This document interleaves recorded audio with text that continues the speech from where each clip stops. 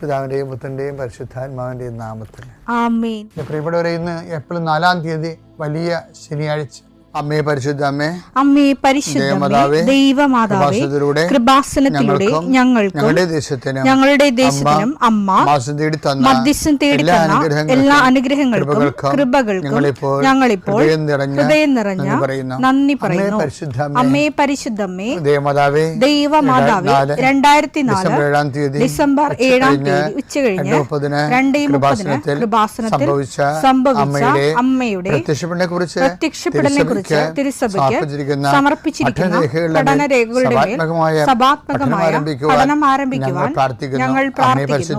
അമ്മേ പരിശുദ്ധമേ, ഭൂസ്വർലോകങ്ങളുടെ രാജ്ഞിയായ അങ്ങേയ്ക്ക് ഭൗമസംരക്ഷണത്തിനായി പ്രപഞ്ചപ്രകൃതിയെ തന്നെ തിരുസഭ പ്രതിഷ്ഠിക്കുവാൻ ഈ പ്രത്യക്ഷീകരണം വഴി ഇടയാക്കണമേ. പരിശുദ്ധമേ, ജപമാല മാതാവേ, സകല കൃപാസനം പ്രാർത്ഥനയോടും ചേർത്ത് ഞങ്ങളിപ്പോൾ പ്രാർത്ഥിക്കുന്ന ഈ കുടുംബത്തിന്റെ പ്രത്യേക നിയോഗം പറ മക്കളെ.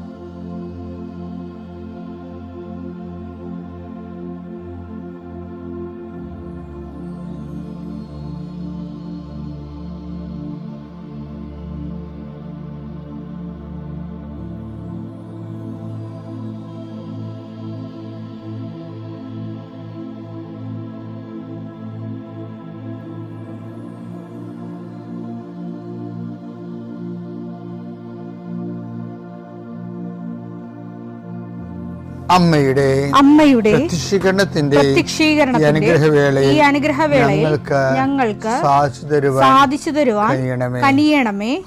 ആമേൻ. വിശ്വാസ പ്രമാണം.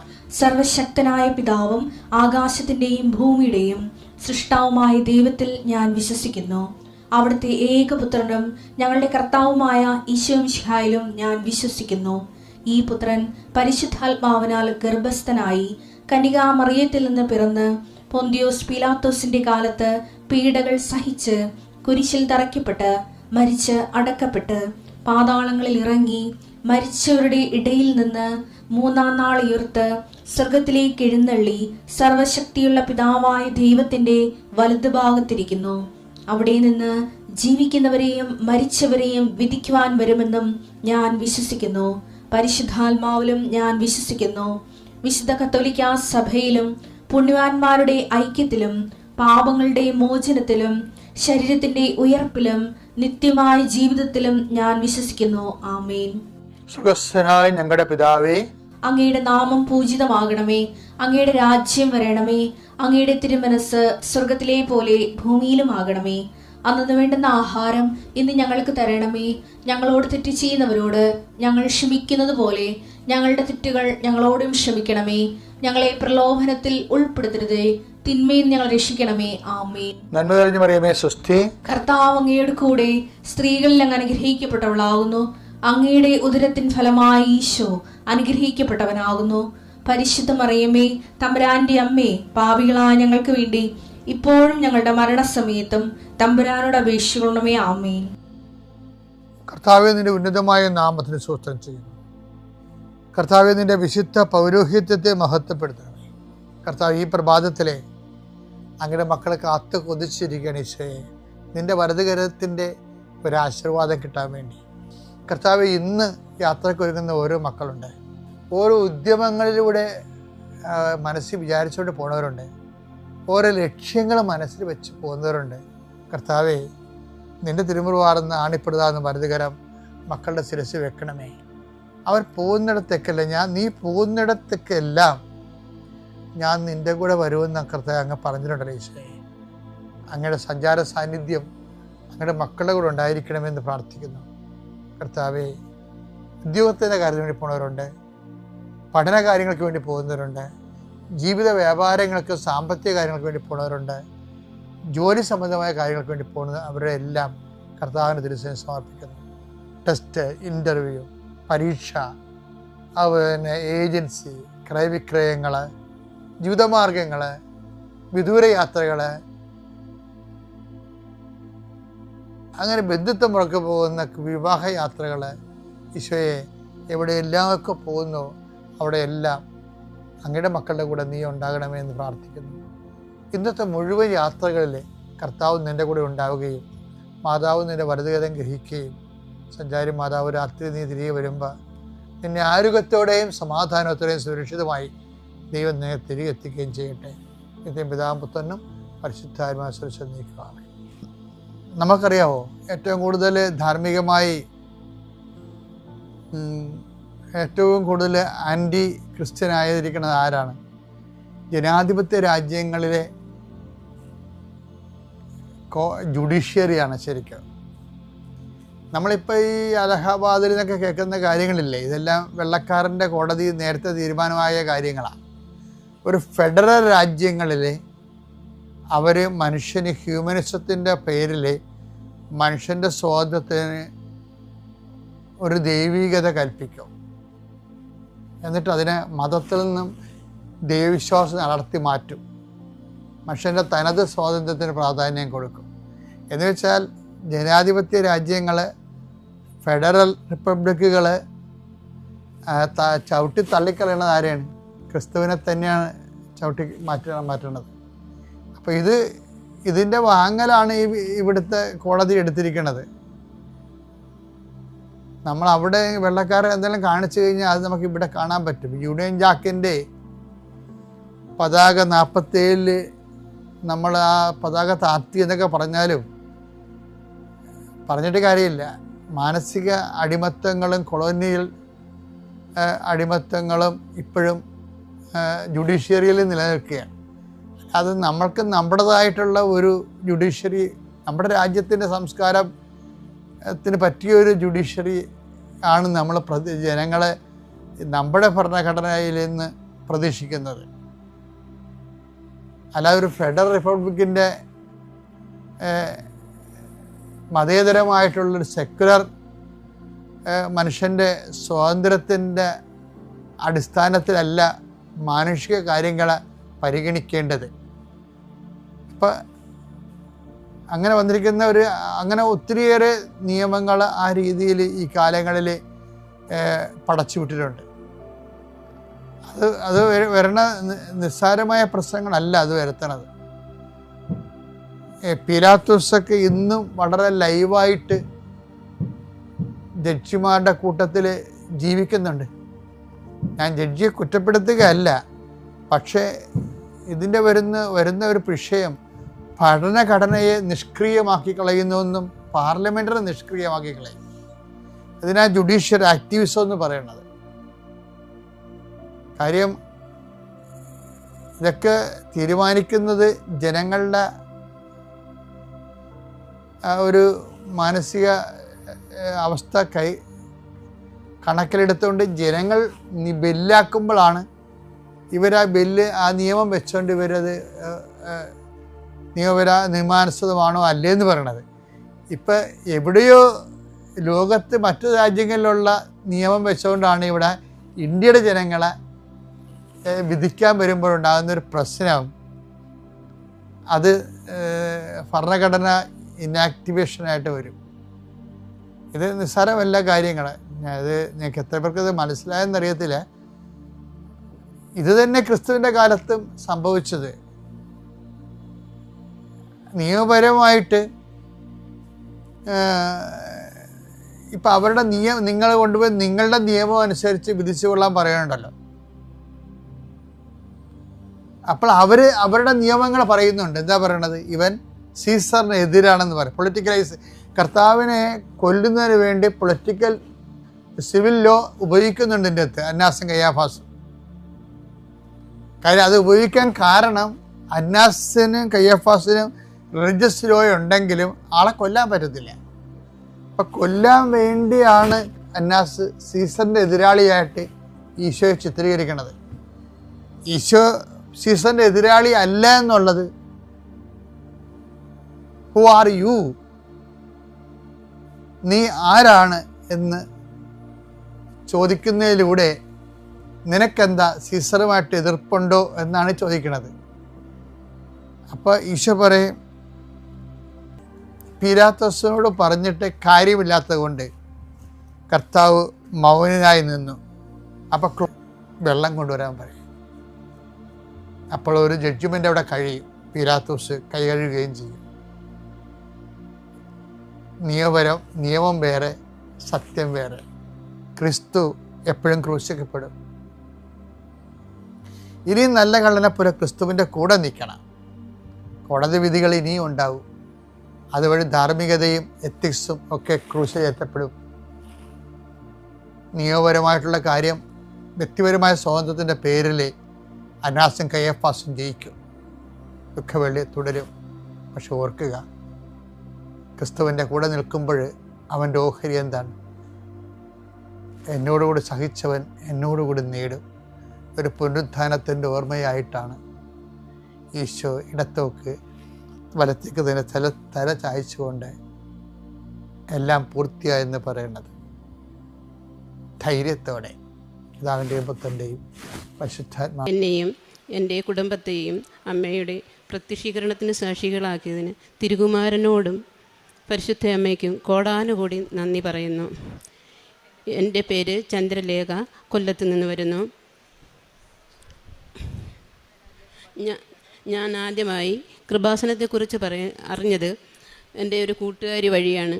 എൻ്റെ കൂട്ടുകാരി പറഞ്ഞ്, ചേച്ചിയുടെ ദുഃഖങ്ങളും വിഷമങ്ങളും എല്ലാം മാറിക്കിട്ടും, ചേച്ചി പോയി കൃപാസനത്തിൽ പോയി പ്രാർത്ഥിക്ക്, ഉടമ്പടി എടുക്കൂ എന്ന് പറഞ്ഞു. അപ്പോൾ ഞാൻ പറഞ്ഞു, മോളെ എനിക്ക് അറിയത്തില്ല, എനിക്കൊരു മാർഗ്ഗവുമില്ലല്ലോ, അത് ചേച്ചിക്ക് യൂട്യൂബിൽ ഞാൻ ഇട്ടുതരാം. ഞാൻ പറഞ്ഞു, എനിക്ക് ഫോണില്ല എന്ന് പറഞ്ഞു. അപ്പോൾ ഞാൻ വീട്ടിൽ വന്നപ്പോൾ ഒരു പഴയ ഫോൺ, കൊള്ളാത്ത പൊട്ടിപ്പൊളിഞ്ഞ ഫോൺ, ഒരുപാട് കടയിൽ കൊണ്ട് കൊടുത്തിട്ടും ആ ഫോൺ ശരിയാകുന്നില്ല.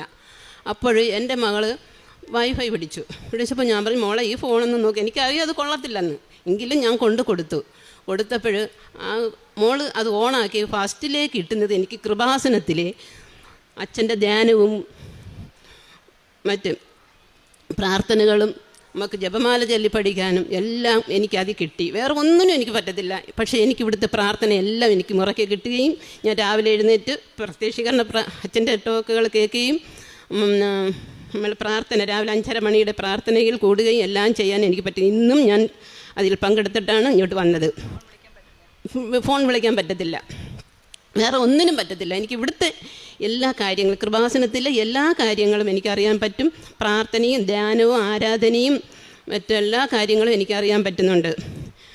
അതുപോലെ തന്നെ എനിക്ക് ആദ്യമായി ഉണ്ടായ അനുഭവം, അമ്മയുടെ നിന്നുണ്ടായ അനുഭവം എന്ന് വെച്ചാൽ, എൻ്റെ പ്രമാണം 10-20 വർഷമായി ബാങ്കിലായിരുന്നു. കാരണം എനിക്ക് 2 പെൺമക്കളാണ്. അവരെ പഠിപ്പിക്കുകയും അവരുടെ കല്യാണത്തിന് വേണ്ടി പലിശയ്ക്ക് പണം എടുത്ത് പ്രമാണം എടുക്കും, വീണ്ടും വയ്ക്കും. അങ്ങനെ 10-20 വർഷം കൊണ്ട് ഞാൻ അങ്ങനെ ചെയ്യുന്നത്. പക്ഷേ ഇപ്പോൾ എനിക്ക് ജോലി ചെയ്യാനുള്ള ഇതില്ല, ജോലിയുമില്ല. എന്ത് ചെയ്യും ദൈവമേ, അത് അങ്ങനെ ഇതിന് ഇനി എടുക്കാൻ പറ്റത്തില്ല എന്ന് തന്നെ വിചാരിച്ചു. പക്ഷേ ഞാൻ ഇവിടെ വന്ന് അമ്മയുടെ വന്ന് ഞാൻ ഉടമ്പടിയിൽ നിയോഗം വെച്ച് പ്രാർത്ഥിച്ചതിൻ്റെ ഫലമായി മാർച്ച് 31 വരെ ഉള്ളായിരുന്നു കാലാവധി കഴിഞ്ഞ വർഷം. അപ്പോൾ 25 രാവിലെ ആയപ്പോൾ എൻ്റെ മനസ്സിനകത്ത് ആരോ പറയുന്നു, ബാങ്കിൽ പോകുമെന്ന്. അപ്പോൾ ഞാൻ വിചാരിച്ചു, ഇത് ദൈവമേ ഞാൻ എന്ത് ചെയ്യാൻ പറ്റും, വിഷമവും ഉണ്ട്. എങ്കിലും ഞാൻ സ്വർണം പണയം വെച്ചേക്കുന്നു, അതിന് പലിശ അടയ്ക്കാൻ പോയ ഞാനാണ്. അവിടെ ചെന്ന് എനിക്കറിഞ്ഞൂടെ എങ്ങനെ എനിക്ക് പൈസ അതിൽ നിന്ന് കിട്ടിയെന്നൊന്നും എനിക്കറിയത്തില്ല. എനിക്ക് ആ പ്രമാണം എടുക്കാൻ പറ്റി. അമ്മയുടെ കൃപയനുസരിച്ച്, അമ്മയുടെ പ്രത്യക്ഷീകരണം പോലെ എനിക്ക് എല്ലാ കാര്യവും പ്രമാണം തിരിച്ച് എനിക്ക് കിട്ടി. എൻ്റെ കയ്യിൽ തന്നെ അന്ന് തന്നെ കിട്ടി. 31-ന് 2 ദിവസം ഉള്ളപ്പോൾ എനിക്ക് എൻ്റെ പ്രമാണം എനിക്ക് കയ്യിൽ കിട്ടി. അതിൽ അമ്മയോട് ഞാൻ കോടാനുകൂടി നന്ദി പറയുന്നു, തിരുകുമാരനോടും.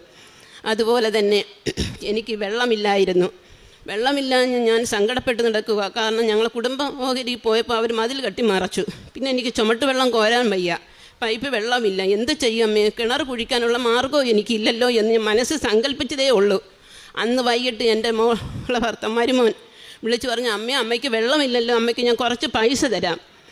അമ്മ ബാക്കി പൈസയും കൂടെ ഇട്ട് അങ്ങനെ 15,000 രൂപയായി. പുതിയ കണക്ഷൻ പിടിച്ച് ഇന്നും എനിക്ക് വെള്ളത്തിന് ഒരു ബുദ്ധിമുട്ടുമില്ല. അത് എൻ്റെ അമ്മയുടെ ഒരു കരുണയും കൃപയാണെന്ന് ഞാൻ പൂർണ്ണമായി വിശ്വസിക്കുന്നു. അതുപോലെ തന്നെ എനിക്ക് നടുവേദന കൊണ്ട് എനിക്ക് സഹിക്കാൻ വയ്യ, മുട്ടുകുത്തി പ്രാർത്ഥിക്കാൻ വയ്യായിരുന്നു. ബെൽറ്റിട്ട് നടന്ന എനിക്ക് ജോലിക്കൊന്നും പോകാനും പറ്റില്ലല്ലോ. എന്ന് വിചാരിച്ചിരിക്കുമ്പോൾ എനിക്ക് എങ്ങനെ മാറിയെന്ന് പോലും അറിഞ്ഞില്ല. ഇപ്പോൾ ചെന്നപ്പോൾ നടുവിന് വേദനയില്ല, എനിക്ക് മുട്ടുകുത്തി പ്രാർത്ഥിക്കാം. അമ്മയുടെ നമ്മുടെ ഉടമ്പടി തൈലവും ഉപ്പും ഉപയോഗിച്ചതിൻ്റെ ഫലമായിട്ട് എൻ്റെ നടുവേദന മാറിക്കിട്ടുകയും എല്ലാം ചെയ്തു. അതുപോലെ തന്നെ ഞാൻ ഒരു ദിവസം ഞങ്ങൾ വീട്ടിൽ പോകുന്ന വഴിയാണെങ്കിൽ ഭയങ്കര ഇടിഞ്ഞു പൊളിഞ്ഞ് നമ്മൾ വീഴും. എൻ്റെ കാലൊന്ന് തട്ടിയതുപോലെ എനിക്ക് തോന്നിയുള്ളൂ. പക്ഷെ ഞാൻ കമന്ന് പോയി മെറ്റിലിന് റോഡ് പൊട്ടിപ്പൊളിഞ്ഞ റോഡ് മെറ്റില എന്നെ ഞാൻ ചെന്ന് വീണ എന്നെ കിട്ടത്തില്ല. എൻ്റെ പല്ലും പോവും, നടുവും മൂതും എല്ലാം പോവും. ആരോ എന്നെ പുറകിൽ നിന്ന് ഡേന്നൊന്നൊരു വിളിച്ചിട്ട് തട്ടി അങ്ങ് മാറ്റി.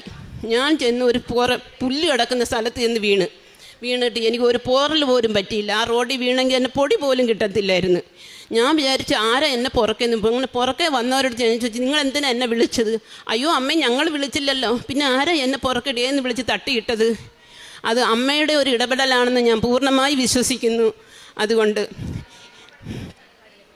കാരുണ്യ പ്രവർത്തികൾ ഞാൻ ചെയ്തത്, ഞാൻ ഹോസ്പിറ്റലിൽ പത്രം വാങ്ങി എല്ലാ ആശുപത്രികളിലും ബസ്സിലിരുന്ന് കൂട്ടുകൂടി അവരോട് അമ്മയുടെ അപ്പൻ്റെയും കാര്യങ്ങളൊക്കെ പറഞ്ഞ് കൃപാസനത്തിൽ പോകണം എന്നുള്ള കാര്യങ്ങളെല്ലാം പറഞ്ഞ് അവരോട് കൂട്ടുകൂടി പത്രം കൊടുത്ത് അനുഗ്രഹിച്ച് ഞാൻ പ്രാർത്ഥിച്ച് ഓരോ പത്രവും എടുത്ത് പ്രാർത്ഥിച്ച് തന്നെ ഓരോരുത്തർക്കും കൊടുക്കുകയും ചെയ്യും. അതുപോലെ തന്നെ ആശുപത്രിയിലും കൊടുക്കുന്നത്. പിന്നെ കാരുണ്യ പ്രവർത്തനത്തിൽ ഞാൻ ആശുപത്രികളിൽ പൊതിച്ചോറ് കൊടുക്കുകയും എന്നെ കൊണ്ട് ഒക്കുന്ന രീതിയിൽ ആര് വന്ന് ചോദിച്ചാലും കൊടുക്കുകയൊക്കെ ചെയ്യും. അങ്ങനെ പിന്നെ എൻ്റെ വീട്ടിൽ നല്ല സമാധാനവും സന്തോഷമായി ജീവിക്കുന്നു. ആത്മീയ ജീവിതം, പ്രാർത്ഥന, ഞാൻ പറഞ്ഞില്ലേ കൃപാസനത്തിൽ ഇത് കിട്ടിയത് കൊണ്ട് എനിക്ക് രാവിലെ അച്ഛൻ്റെ ടോക്കുകൾ കേൾക്കാനും ധ്യാനത്തിൽ പങ്കെടുക്കാനും ആരാധനയിൽ പങ്കെടുക്കാനും ഒക്കെ സാധിക്കുന്നു. പിന്നെ പള്ളിയിൽ പോയിരുന്ന് പ്രാർത്ഥിക്കും. ഇതെല്ലാം ഞാൻ ചെയ്യുന്നുണ്ട്. ജപമാല നോക്കി പ്രാർത്ഥിക്കും. ഈശോയ്ക്കും അമ്മയ്ക്കും ഒരിക്കൽ കൂടി നന്ദി പറഞ്ഞതുകൊണ്ട് എൻ്റെ ഇനി മുന്നോട്ട് എനിക്ക് അമ്മയുടെ അനുഗ്രഹത്താലും ഈശോയുടെ അപ്പയുടെ അനുഗ്രഹത്താലും ജീവിക്കാനാണ് ആഗ്രഹം.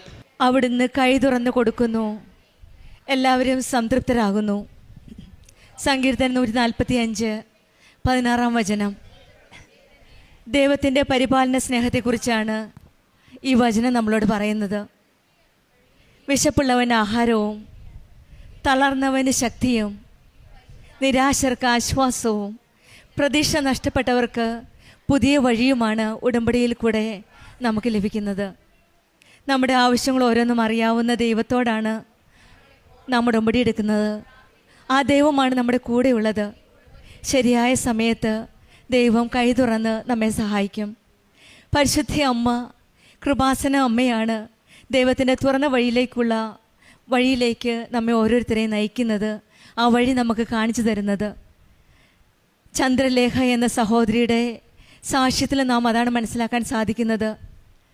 ആദ്യമായിട്ട് കൃപാസനത്തിൽ പത്രം ലഭിക്കുകയും കൃപാസനത്തെപ്പറ്റി അറിയുവാനായിട്ട് കൂടുതൽ തീഷ്ണതയോടെ ശ്രമിച്ചപ്പോൾ മകൾ പറഞ്ഞു, ഞാൻ ഫോണിൽ കൂടെ അയച്ചു തരാം, പക്ഷെങ്കിൽ ഒരു പൊട്ടിപ്പോയ ഒരു ഫോണാണുള്ളത്, ഉപയോഗം സാധ്യമല്ല എന്നാണ് ഷോപ്പിൽ നിന്ന് മെക്കാനിക്ക് പറഞ്ഞത്.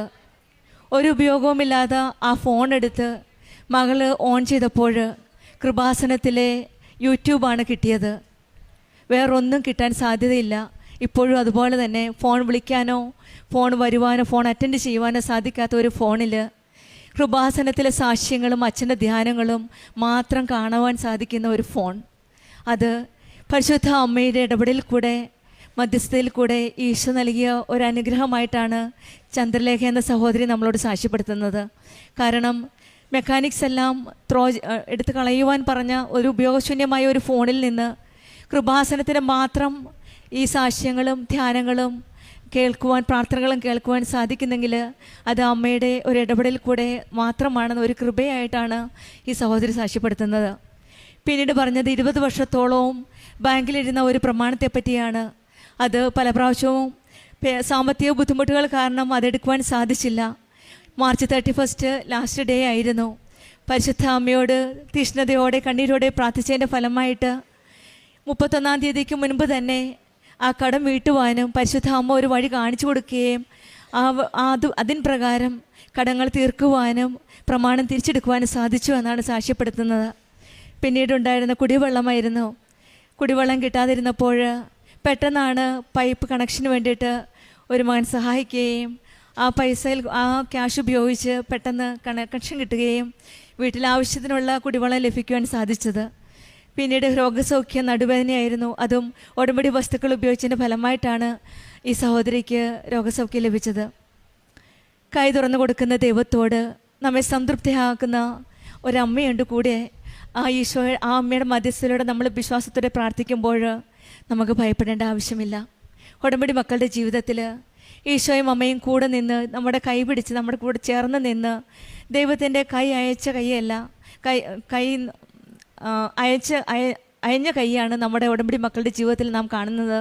കാരണം ഓരോ കാര്യങ്ങളും നിയോഗമായി സമർപ്പിക്കുമ്പോൾ എല്ലാം കരുതി സമയത്തിനനുസരിച്ച് മക്കളുടെ ജീവിതത്തിൽ ഇടപെടുന്ന ഒരു ഈശോയാണ്. മക്കളുടെ കാര്യം എല്ലാം ഈശോയോട് കൊണ്ടുപോകുന്ന ഒരമ്മയാണ് നമുക്ക് മധ്യസ്ഥം വഹിക്കുന്ന നമ്മുടെ ഇടയിലുള്ളത്. ആ അമ്മയുടെ കൃപാസനം, അമ്മയുടെ മധ്യസ്ഥതയിലൂടെയാണ് ഓരോ മക്കളും ഇവിടെ ഓരോ സാക്ഷ്യങ്ങളുമായിട്ട് പരിശുദ്ധ അമ്മയുടെ പ്രത്യക്ഷീകരണത്തിൻ്റെ സാക്ഷിയായിട്ട് അമ്മയുടെ സന്നിധിയിൽ വരുന്നത്. നമ്മുടെ ജീവിതത്തിലും ദൈവത്തിൻ്റെ തുറന്ന കൈകൾ നമ്മുടെ ജീവിതത്തിൽ മനസ്സിലാക്കുവാനും അനുഭവിക്കാനും സാധിക്കട്ടെ എന്ന് നമുക്കും പ്രാർത്ഥിക്കാം. അമ്മയുടെ കരുണയുള്ള ഇടപെടലും അനുഭവിക്കാൻ സാധിക്കട്ടെ എന്നും നമുക്ക് പ്രാർത്ഥിക്കാം. ഈശോ നമ്മുടെ ജീവിതത്തിലെ എല്ലാ കുറവുകളും തികച്ച് നമ്മുടെ കൈ തുറന്ന് നമ്മെ സഹായിക്കുവാൻ ഈശോയെ നമുക്ക് അനുവദിക്കാം. നമ്മുടെ ജീവിതവും കൂടുതൽ തീഷ്ണതയോടെ ഉടമ്പടി ജീവിതം മുന്നോട്ട് നയിക്കാം. ചന്ദ്രലേഖയ്ക്കും കുടുംബത്തിനും ലഭിച്ച ഈ വലിയ അനുഗ്രഹങ്ങൾക്ക് നമ്മൾക്ക് കരങ്ങളടിച്ച് ദൈവത്തെ മഹത്വപ്പെടുത്താം. യേശുവേ നന്ദി, യേശുവേ സ്തുതി. പരിശുദ്ധ അമ്മയുടെ പ്രത്യക്ഷീകരണത്തിൻ്റെ സാക്ഷിയാകാൻ എന്നെ ക്ഷണിച്ചതിന് നന്ദി പറയുന്നു. എൻ്റെ പേര് നിസി ഷൈജു, എഴുപുന്ന സെൻറ്റ് ആൻ്റണീസ് ഇടവകാംഗമാണ്. ഞാൻ 2017 ഡിസംബർ 15 തീയതിയാണ് ആദ്യമായി ഉടമ്പടി എടുത്തത്. ഇതെൻ്റെ 20ാമത്തെ ഉടമ്പടി പുതുക്കലാണ്. 3ാം തവണയാണ് അൾത്താരയിൽ സാക്ഷ്യം പറയാനായിട്ട് കയറുന്നത്. അതിനെല്ലാം അമ്മയോടും തിരുക്കുമാരനോടും നന്ദി പറയുന്നു. എൻ്റെ ഹസ്ബൻഡിൻ്റെ നാട് കട്ടപ്പനയാണ്. അപ്പോൾ ഞങ്ങൾ അവിടെ ആയിരുന്നു. എൻ്റെ മോന് കാലാവസ്ഥ പിടിക്കാതെ എപ്പോഴും ഹോസ്പിറ്റലിലായിരുന്നു. അങ്ങനെ ഞാൻ എൻ്റെ വീട്ടിലായിരുന്നു വന്ന് നിന്നിരുന്നത്. കുറേ നാളുകൾക്ക് ശേഷം ഞങ്ങൾക്ക് നാട്ടിൽ ഇവിടെ ഒരു വീടെടുക്കണമെന്ന് ആഗ്രഹിച്ചു. ഒത്തിരി നോക്കിയെങ്കിലും വീടൊന്നും ശരിയായില്ല. 3 വർഷത്തിന് ശേഷമാണ് ഞങ്ങൾക്ക് എഴുപുന്നയിൽ 5 സെൻറ്റ് സ്ഥലവും ഒരു വീടും കൂടി എടുക്കാൻ സാധിച്ചത്. ബാങ്കിൽ നിന്ന് 10 ലക്ഷം രൂപ ലോൺ എടുത്താണ് ഞങ്ങൾ വീട് വാങ്ങിയത്. 6 വർഷമായിട്ട് മുടങ്ങാതെ ഞങ്ങൾ ലോൺ അടക്കുന്നുണ്ടെങ്കിലും തീർന്നില്ല. പിന്നെ മുതലിലേക്ക് കുറച്ച് പൈസ മാത്രമേ ആവുന്നുണ്ടായിരുന്നുള്ളൂ. അങ്ങനെ 6 വർഷത്തോളം ഇങ്ങനെ അടച്ചടച്ച് മടുത്തപ്പോൾ ഞാനിവിടെ ഉടമ്പടിയിലൊരു നിയോഗം വെച്ച് പ്രാർത്ഥിച്ചു. അമ്മയെ കടം എത്രയും പെട്ടെന്ന് തീർത്തു തരികയാണെങ്കിൽ സാക്ഷ്യപ്പെടുത്താമെന്ന് പറഞ്ഞൊരു നിയോഗം ഞാൻ വെച്ചിരുന്നു. അതിനുശേഷം ഞങ്ങളുടെ കയ്യിൽ സ്വർണം കുറച്ചുണ്ടായിരുന്നു. പെട്ടെന്ന് സ്വർണത്തിന് വില കൂടുകയും അത് കൊടുത്ത് കടം പെട്ടെന്ന് തന്നെ വീടാനായിട്ട് സാധിച്ചു. പിന്നെ അതിനുശേഷം ഞങ്ങളുടെ വീടിൻ്റെ സൈഡിലൊക്കെ പുല്ലും കാടും ഒക്കെ ഉണ്ടായിരുന്നു. അപ്പോൾ ഇഴജന്തുക്കളുടെ ശല്യം അങ്ങനെ ഉള്ളതുകൊണ്ട് ഒരു മതിലൂടെ ഒന്ന് കെട്ടി ഒന്ന് സുരക്ഷിതമാക്കണമെന്നൊരു ആഗ്രഹമുണ്ടായിരുന്നു. അപ്പം അതിർത്തിയിൽ 3 മരങ്ങൾ, വലിയ മരങ്ങൾ 3 നിന്നിരുന്നു. അപ്പോൾ ഉടമസ്ഥൻ അത് വെട്ടിത്തരാനായിട്ട് മനസ്സുണ്ടായിരുന്നില്ല. അപ്പോൾ അത് കാരണം തന്നെ മതിലിൻ്റെ പണി ഇങ്ങനെ നീണ്ടുപോയി. അപ്പോൾ ഞാൻ ഉടമ്പടിയിൽ അതും ഒരു നിയോഗം വെച്ചു. അങ്ങനെ ഉടമസ്ഥൻ തന്നെ ഒരു മരം വെട്ടിത്തന്നു. വേറൊരു മരം ഞങ്ങൾക്ക് വിലക്കെടുക്കാനായിട്ട് അവർ സമ്മതിച്ചു. അങ്ങനെ മതിൽ പണിതു. പിന്നെ ഒരു മരം കൂടി അങ്ങനെ ബുദ്ധിമുട്ടായിട്ട് നിൽക്കുകയായിരുന്നു. കുറേ നാളുകൾക്ക് ശേഷം നല്ലൊരു കാറ്റും മഴയിലും ആർക്കും ഒരു ഉപദ്രവം കൂടാത്ത രീതിയിൽ തന്നെ ആ മരം വീണു. അങ്ങനെ അവിടുത്തെ പ്രതിബന്ധങ്ങളെല്ലാം തീർന്നു. പിന്നെ ഞാൻ 2003 ഉടമ്പടി 2003 TTC പാസ്സായതാണ്. പക്ഷേ എനിക്ക് ജോലിയൊന്നും കിട്ടിയിരുന്നില്ല. ഒരുപാട് ഞാൻ ശ്രമിച്ചെങ്കിലും PSC ലിസ്റ്റിലൊക്കെ വന്നതാണ്. എന്നാലും എനിക്ക് ജോലിയൊന്നും ശരിയായില്ല. അങ്ങനെ കുറേ നാളുകൾക്ക് ശേഷം കേട്ടറ്റ് നിർബന്ധമാക്കി. അപ്പോൾ എനിക്കിങ്ങനെ 20 വർഷത്തെ ഗ്യാപ്പൊക്കെ വന്നതുകൊണ്ട് പിന്നീട് സ്കൂളുകളിലൊക്കെ ഡെയിലി വേജസ് ആയിട്ടൊക്കെ ഞാൻ ആദ്യമൊക്കെ പോകുമായിരുന്നു. പിന്നീട് ഇങ്ങനെ ഗ്യാപ്പ് നിൽക്കുന്നത് കൊണ്ട് എല്ലാവർക്കും തരാനായിട്ടൊരു ബുദ്ധിമുട്ടൊക്കെ ഇങ്ങനെ വന്നു. അങ്ങനെ ജോലിയുടെ ആ ഒരു സ്വപ്നമൊക്കെ ഞാൻ അങ്ങനെ ഉപേക്ഷിച്ചു. അപ്പോൾ ഈ കേട്ടറ്റും കൂടെ വന്നപ്പോൾ എനിക്കത് ഇനി ഒരിക്കലും ഇതൊന്നും എഴുതിയെടുക്കാനൊന്നും പറ്റത്തില്ല എന്നുള്ളൊരു ചിന്തയായി. ഞാൻ 3 തവണ കേട്ടറ്റ് അറ്റൻഡ് ചെയ്തതാണ്. എന്നിട്ട് ഞാൻ തോറ്റുപോയി. അപ്പോൾ എനിക്ക് ഉറപ്പായി ജോലി എന്നുള്ള സ്വപ്നം അങ്ങോട്ട് ഉപേക്ഷിക്കണം. അപ്പം ഞാൻ ആദ്യമേ ഉടമ്പടി എടുത്തപ്പോൾ തന്നെ നിയോഗത്തിൽ ജോലിയുടെ കാര്യം വെച്ചിരുന്നു. അപ്പോൾ എനിക്ക് ഒത്തിരി അനുഗ്രഹങ്ങൾ ഇങ്ങനെ തരുന്നുണ്ടെങ്കിലും ജോലിയുടെ കാര്യത്തിൽ ഒരു അനക്കവും അങ്ങനെ ഇല്ലാത്തതുകൊണ്ട് ഞാൻ വിചാരിച്ചു ഈശോ ചിലപ്പോൾ ജോലി ആഗ്രഹിക്കുന്നുണ്ടാകില്ലായിരിക്കും എന്നാണ് ഞാൻ വിചാരിച്ചത്. അപ്പോൾ അങ്ങനെ പതിയെ ഞാൻ ജോലിയുടെ സ്വപ്നമൊക്കെ ഇങ്ങനെ മറന്നു. അങ്ങനെ ഒരു ദിവസം ഞാനൊരു യൂട്യൂബിലൊരു വീഡിയോ കാണുകയാണ്. ഒരു മോൻ കേട്ടറ്റ് കിട്ടിയ കാര്യം പറഞ്ഞ് ഇങ്ങനെ സാക്ഷ്യപ്പെടുത്തുന്നു. അപ്പോൾ എനിക്ക് പെട്ടെന്ന് മനസ്സിനൊരു ഇങ്ങനെ ഒരു ഉണർവ് തോന്നി. ഞാൻ അപ്പോൾ തന്നെ അതിലൊരു കമൻ്റ് ആയിട്ടിട്ട്, മാതാവേ എനിക്കും കൂടി തെറ്റ് കിട്ടിയാണെങ്കിൽ ഞാൻ സാക്ഷ്യപ്പെടുത്തിയേക്കാമെന്നും പറഞ്ഞ് ഞാൻ അപ്പോൾ തന്നെ നേർന്ന് ഇങ്ങനെ പ്രാർത്ഥിച്ചു. ഉടമ്പടിയിൽ പുതുക്കാൻ വന്നപ്പോൾ ഒരു നിയോഗമായിട്ട് കേട്ടിട്ടും വെച്ചു. അങ്ങനെ ഞാൻ പ്രാർത്ഥിച്ചു. പെട്ടെന്ന് എനിക്ക് ഭയങ്കര ഒരു ഉണർവും ഉന്മേഷവും ഒക്കെ അങ്ങനെ തോന്നി. പഠിക്കണം എന്നുള്ളൊരു ചിന്ത. ആദ്യമൊക്കെ ഇങ്ങനെ പഠിക്കാനിരുന്നാലും എനിക്ക് പെട്ടെന്ന് ബുക്ക് തുറക്കുമ്പോൾ തന്നെ ഉറക്കം വരും. എനിക്കൊന്നും തന്നെ പഠിക്കാൻ പറ്റിയില്ല. അതുകൊണ്ട് പഠനത്തെക്കുറിച്ച് അങ്ങനത്തെ എനിക്ക് ഒരു ചിന്തിക്കാൻ തന്നെ പറ്റണില്ലായിരുന്നു. പക്ഷേ ആ സാക്ഷ്യം കേട്ടാൽ പിന്നെ എനിക്ക് ഭയങ്കര ഒരു ഉണർവും പഠിക്കണമെന്നുള്ളൊരു ചിന്ത അങ്ങനെ തന്നെ വന്നു. അങ്ങനെ ഞാൻ ഉത്സാഹത്തോടെ ഇരുന്ന് പഠിച്ചു. കേട്ടിട്ട് കാറ്റഗറി 1 മാതാവിനെ ജയിപ്പിച്ചു തന്നു. അപ്പോൾ ഞാൻ പരീക്ഷാ ഹാളിലൊക്കെ പോകുമ്പോഴൊക്കെ അമ്മയുടെ കാശ് രൂപമായിട്ടാണ് പോകുന്നത്. അതുപോലെ ഉടമ്പടി വെഞ്ചരിച്ച ഉപ്പും ഞാൻ കുറച്ചെടുക്കുമായിരുന്നു. പരീക്ഷാ ഹാളിൽ കൊണ്ട് ഞാൻ അതും കൂടെ ഇട്ടിട്ട് വിശ്വാസ പ്രമാണം ചൊല്ലി പ്രാർത്ഥിച്ചിട്ടാണ് ഞാൻ പരീക്ഷയ്ക്ക് ഇരിക്കുന്നത്. അങ്ങനെ കേട്ടിട്ട് 1 നല്ല മാർക്കോടെ അമ്മ പാസ്സാക്കി തന്നു.